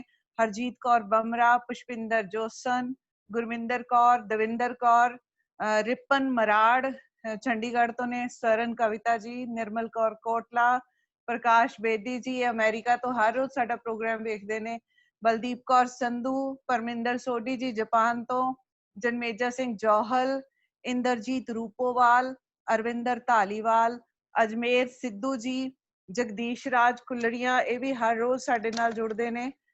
ਦਰਸ਼ਨ ਜੋਗਾ ਜੀ, ਇਹ ਵੀ ਸਾਡੇ ਰੋਜ਼ ਅਸੀਂ ਇਹਨਾਂ ਨਾਲ ਗੱਲਬਾਤ ਕਰਦੇ ਹਾਂ। ਪੈਰੀ ਗਿੱਲ, ਗੁਰਤੇਜ ਸਿੰਘ, ਭੁਪਿੰਦਰ ਬੱਬਲ, ਰਣਜੀਤ ਕੌਰ ਬਾਜਵਾ, ਸੁਖਵਿੰਦਰ ਕੌਰ, ਜਗਤਾਰ ਸਿੰਘ ਸੋਖੀ, ਕੇਹਰ ਸ਼ਰੀਫ, ਪਰਮਿੰਦਰ ਕੌਰ, ਡਾਕਟਰ ਜਸਵਿੰਦਰ ਸ਼ਰਮਾ, ਸੁਭਾਸ਼ ਨੀਰਵ ਦਿੱਲੀ ਤੋਂ, ਰਾਮ ਸਿੰਘ ਸਰਾਂ, ਰਮਨਦੀਪ ਗਰੇਵਾਲ ਵਿਰਕ, ਜਗਦੀਸ਼ ਸਚਦੇਵਾ ਜੀ ਨਾਟਕਕਾਰ, ਜਗਪਾਲ ਚਾਹਲ, ਡਾਕਟਰ ਨਾਇਬ ਸਿੰਘ ਮੰਡੇਰ, ਬਲਵਿੰਦਰ ਸਿੰਘ ਸੰਧੂ, ਤਰਲੋਚਨ ਸਿੰਘ ਜਿਹੜੇ ਤਰਲੋਚਨ ਪਬਲਿਸ਼ਰ ਨੇ, ਇੰਦਰਜੀਤ ਰੂਪੋਵਾਲੀ, ਬਲਵਿੰਦਰ ਸਿੰਘ ਭੱਟੀ, ਗੁਰਮਿੰਦਰ ਸਿੰਘ ਹੁਸ਼ਿਆਰਪੁਰ ਤੋਂ, ਵੀਨਾ ਅਰੋੜਾ, ਮੇਰਾ ਖਿਆਲ HMV ਕਾਲਜ ਨੇ, ਡਾਕਟਰ ਸਤਨਾਮ ਸਿੰਘ ਸੰਧੂ ਪੰਜਾਬੀ ਯੂਨੀਵਰਸਿਟੀ ਪਟਿਆਲਾ ਤੋਂ, ਤੇ ਸਾਡੇ ਬਹੁਤ ਹੀ ਸਤਿਕਾਰਤ ਨਿਰਮਲ ਦੱਤ ਜਿਹੜੇ ਕਿ ਸਾਬਕਾ ਸਕੱਤਰ ਸੀ ਆਪਣੇ ਕਲਾ ਪ੍ਰੀਸ਼ਦ ਦੇ, ਬਲਵਿੰਦਰ ਚਾਹਲ, ਪਰਮਿੰਦਰ ਕੌਰ ਪੈਮ, ਇੰਦਰਜੀਤ ਰੂਪੋਵਾਲ, ਨਛੱਤਰ ਸਿੰਘ ਲੇਖਕ ਦਿੱਲੀ ਤੋਂ, ਫਿਰ ਡਾਕਟਰ ਰੁਪਿੰਦਰ ਕੌਰ, ਅਮਰਿੰਦਰ ਵਿਰਕ, ਅਜ਼ੀਮ ਮਿਰਜ਼ਾ, ਸਿਮਰ ਪਰਵੀਨ ਹਾਂਡਾ, ਭੁਪਿੰਦਰ ਸੰਧੂ, ਦਵਿੰਦਰ ਮਗਰੇਲਾ, ਸੰਦੀਪ ਜਸਵਾਲ, ਔਰ ਇਹਦੇ ਨਾਲ ਸਾਡੇ ਕੋਲ ਸੱਤਾ ਸਿੱਧੂ ਔਰ ਜਸਵਿੰਦਰ ਕੌਰ, ਕੁਝ ਵਿਦਿਆਰਥੀ ਵੀ ਨੇ ਸਾਡੇ ਨਾਲ ਜੁੜੇ ਹੋਏ, ਸਾਡੇ ਯੂਨੀਵਰਸਿਟੀ ਕਾਲਜ ਚੁੰਨੀ ਕਲਾਂ ਦੇ, ਕੁਝ ਰਾਇਲ ਕਾਲਜ ਦੇ ਬੱਚੇ ਵੀ ਸਾਡੇ ਨਾਲ ਜੁੜੇ ਹੋਏ ਨੇ। ਸੋ ਬਹੁਤ ਚੰਗਾ ਲੱਗਦਾ ਹੈ ਜਦੋਂ ਦੇਸ਼ ਵਿਦੇਸ਼ ਤੋਂ ਸਾਡੇ ਨਾਲ ਜੁੜਦੇ ਨੇ, ਤੇ ਮੈਨੂੰ ਲੱਗਦਾ ਹੈ ਕਿ ਬੰਧਨਵਾਰ ਤਾਂ ਜੋ ਸਾਡਾ ਇੱਕ ਪ੍ਰੋਗਰਾਮ ਬੜਾ ਸਫਲਤਾ ਨਾਲ ਚੱਲਿਆ, ਇਹ ਪ੍ਰੋਗਰਾਮ ਦੀ ਵੀ ਮੈਨੂੰ ਨਹੀਂ ਲੱਗਦਾ ਕਿ ਅਸੀਂ ਕਦੀ ਬੰਦ ਕਰਨ ਨੂੰ ਸਾਡਾ ਮਨ ਕਰੇ, ਕਿਉਂਕਿ ਸਾਡੇ ਨਾਲ ਉਹ ਵੀ ਇੱਕ ਧਰਾਤਲ ਤੇ ਅਸੀਂ ਇਕੱਠੇ ਹੋ ਜਾਂਦੇ ਹਾਂ। ਹੁਣ ਜਾਪਾਨ, ਅਮਰੀਕਾ, ਕੈਨੇਡਾ ਤੋਂ ਜਦੋਂ ਸਾਡੇ ਨਾਲ ਅਦੀਬ ਜੁੜਦੇ ਨੇ ਤਾਂ ਅਸੀਂ ਇੱਕ ਧਰਾਤਲ ਤੇ ਇਕੱਠੇ ਹੋ ਜਾਂਦੇ ਹਾਂ। ਸੋ ਸਹਿ ਹੋਣ ਦਾ ਅਹਿਸਾਸ ਹੁੰਦਾ ਹੈ। ਸੋ ਬਹੁਤ ਸ਼ੁਕਰੀਆ ਤੁਹਾਡਾ ਸਾਰਿਆਂ ਦਾ। ਦੋਸਤੋ, ਸਾਡੇ ਨਾਲ ਇਸੇ ਤਰ੍ਹਾਂ ਜੁੜਿਆ ਰਹੋ, ਸਾਡੀ ਹੌਸਲਾ ਅਫਜ਼ਾਈ ਕਰਿਓ, ਤੁਹਾਡੇ ਸੁਝਾਅ ਸਾਡੇ ਲਈ ਮੁੱਲਵਾਨ ਹੋਣਗੇ। ਸੋ ਕੱਲ ਫਿਰ ਮਿਲਦੇ ਹਾਂ ਜੀ। ਕੱਲ ਦੋਸਤੋ ਆਪਾਂ ਮਿਲ ਰਹੇ ਹਾਂ ਇਸੇ ਵਕਤ ਡਾਕਟਰ ਅੰਬਰੀਸ਼ ਹੋਰਾਂ ਨੂੰ। ਡਾਕਟਰ ਅੰਬਰੀਸ਼ ਜਿੱਥੇ ਬਹੁਤ ਅੱਛੇ ਸ਼ਾਇਰ ਨੇ, ਬਹੁਤ ਸੂਖਮ ਸ਼ਾਇਰ ਨੇ, ਉੱਥੇ ਨਾਲ ਬਾਲ ਰੋਗਾਂ ਦੇ ਮਾਹਰ ਨੇ, ਡਾਕਟਰ ਨੇ ਮੈਡੀਕਲੀ। ਅੱਜਕੱਲ ਆਦੇਸ਼ ਯੂਨੀਵਰਸਿਟੀ ਬਠਿੰਡੇ ਦੇ ਵਿੱਚ ਉਹ HOD ਨੇ ਉੱਥੇ, ਉਹ ਸਾਡੇ ਨਾਲ ਸਿਹਤ ਨਾਲ ਜੁੜੀਆਂ ਹੋਈਆਂ ਗੱਲਾਂ, ਸਾਡੇ ਨਾਲ ਸਾਹਿਤ ਨਾਲ ਜੁੜੀਆਂ ਹੋਈਆਂ ਗੱਲਾਂ ਕਰਨਗੇ। ਸ਼ਾਇਰ ਦੇ ਤੌਰ ਤੇ ਕੱਲ ਅਸੀਂ ਜੰਮੂ ਤੋਂ ਪੰਜਾਬੀ ਦੇ ਕਵੀ ਸਵਾਮੀ ਅੰਤਰਨੀਰਵ ਹੋਰਾਂ ਨਾਲ ਤੁਹਾਨੂੰ ਮਿਲਾਵਾਂਗੇ। ਸੋ ਸਵਾਮੀ ਅੰਤਰਨੀਰਵ ਤੇ ਡਾਕਟਰ ਅੰਬਰੀਸ਼ ਹੋਰਾਂ ਨੂੰ ਕੱਲ ਅਸੀਂ ਮਾਣਾਂਗੇ ਇਸੇ ਵਕਤ। ਸੋ ਤੁਹਾਡਾ ਸਾਰਿਆਂ ਦਾ ਇੱਕ ਵਾਰ ਫਿਰ ਬਹੁਤ ਬਹੁਤ ਧੰਨਵਾਦ। ਕੇਵਲ ਭਾਜੀ, ਗੁਰਦੀਪ ਸਿੰਘ, ਮੈਡਮ ਸਰਬਜੀਤ ਕੌਰ ਸੋਹਲ ਤੇ ਤੁਸੀਂ ਸਾਰੇ ਜਿਹੜੇ ਲਗਾਤਾਰ ਇਸ ਵਰਚੁਅਲ ਸੰਸਾਰ ਰਾਹੀਂ ਸਾਡੇ ਨਾਲ ਜੁੜੇ ਹੋਏ ਹੋ। ਅੱਜ ਥੋੜਾ ਜਿਹਾ ਨੈਟਵਰਕ ਦੀ ਸਮੱਸਿਆ ਰਹੀ, ਇਹਦੇ ਲਈ ਮਾਫੀ। ਕੱਲ ਆਪਾਂ ਇਸੇ ਰੂਪ ਦੇ ਵਿੱਚ ਫਿਰ ਜੁੜਦੇ ਹਾਂ। ਤੁਹਾਡਾ ਸਾਰਿਆਂ ਦਾ ਬਹੁਤ ਬਹੁਤ ਧੰਨਵਾਦ। ਬਹੁਤ ਮਿਹਰਬਾਨੀ।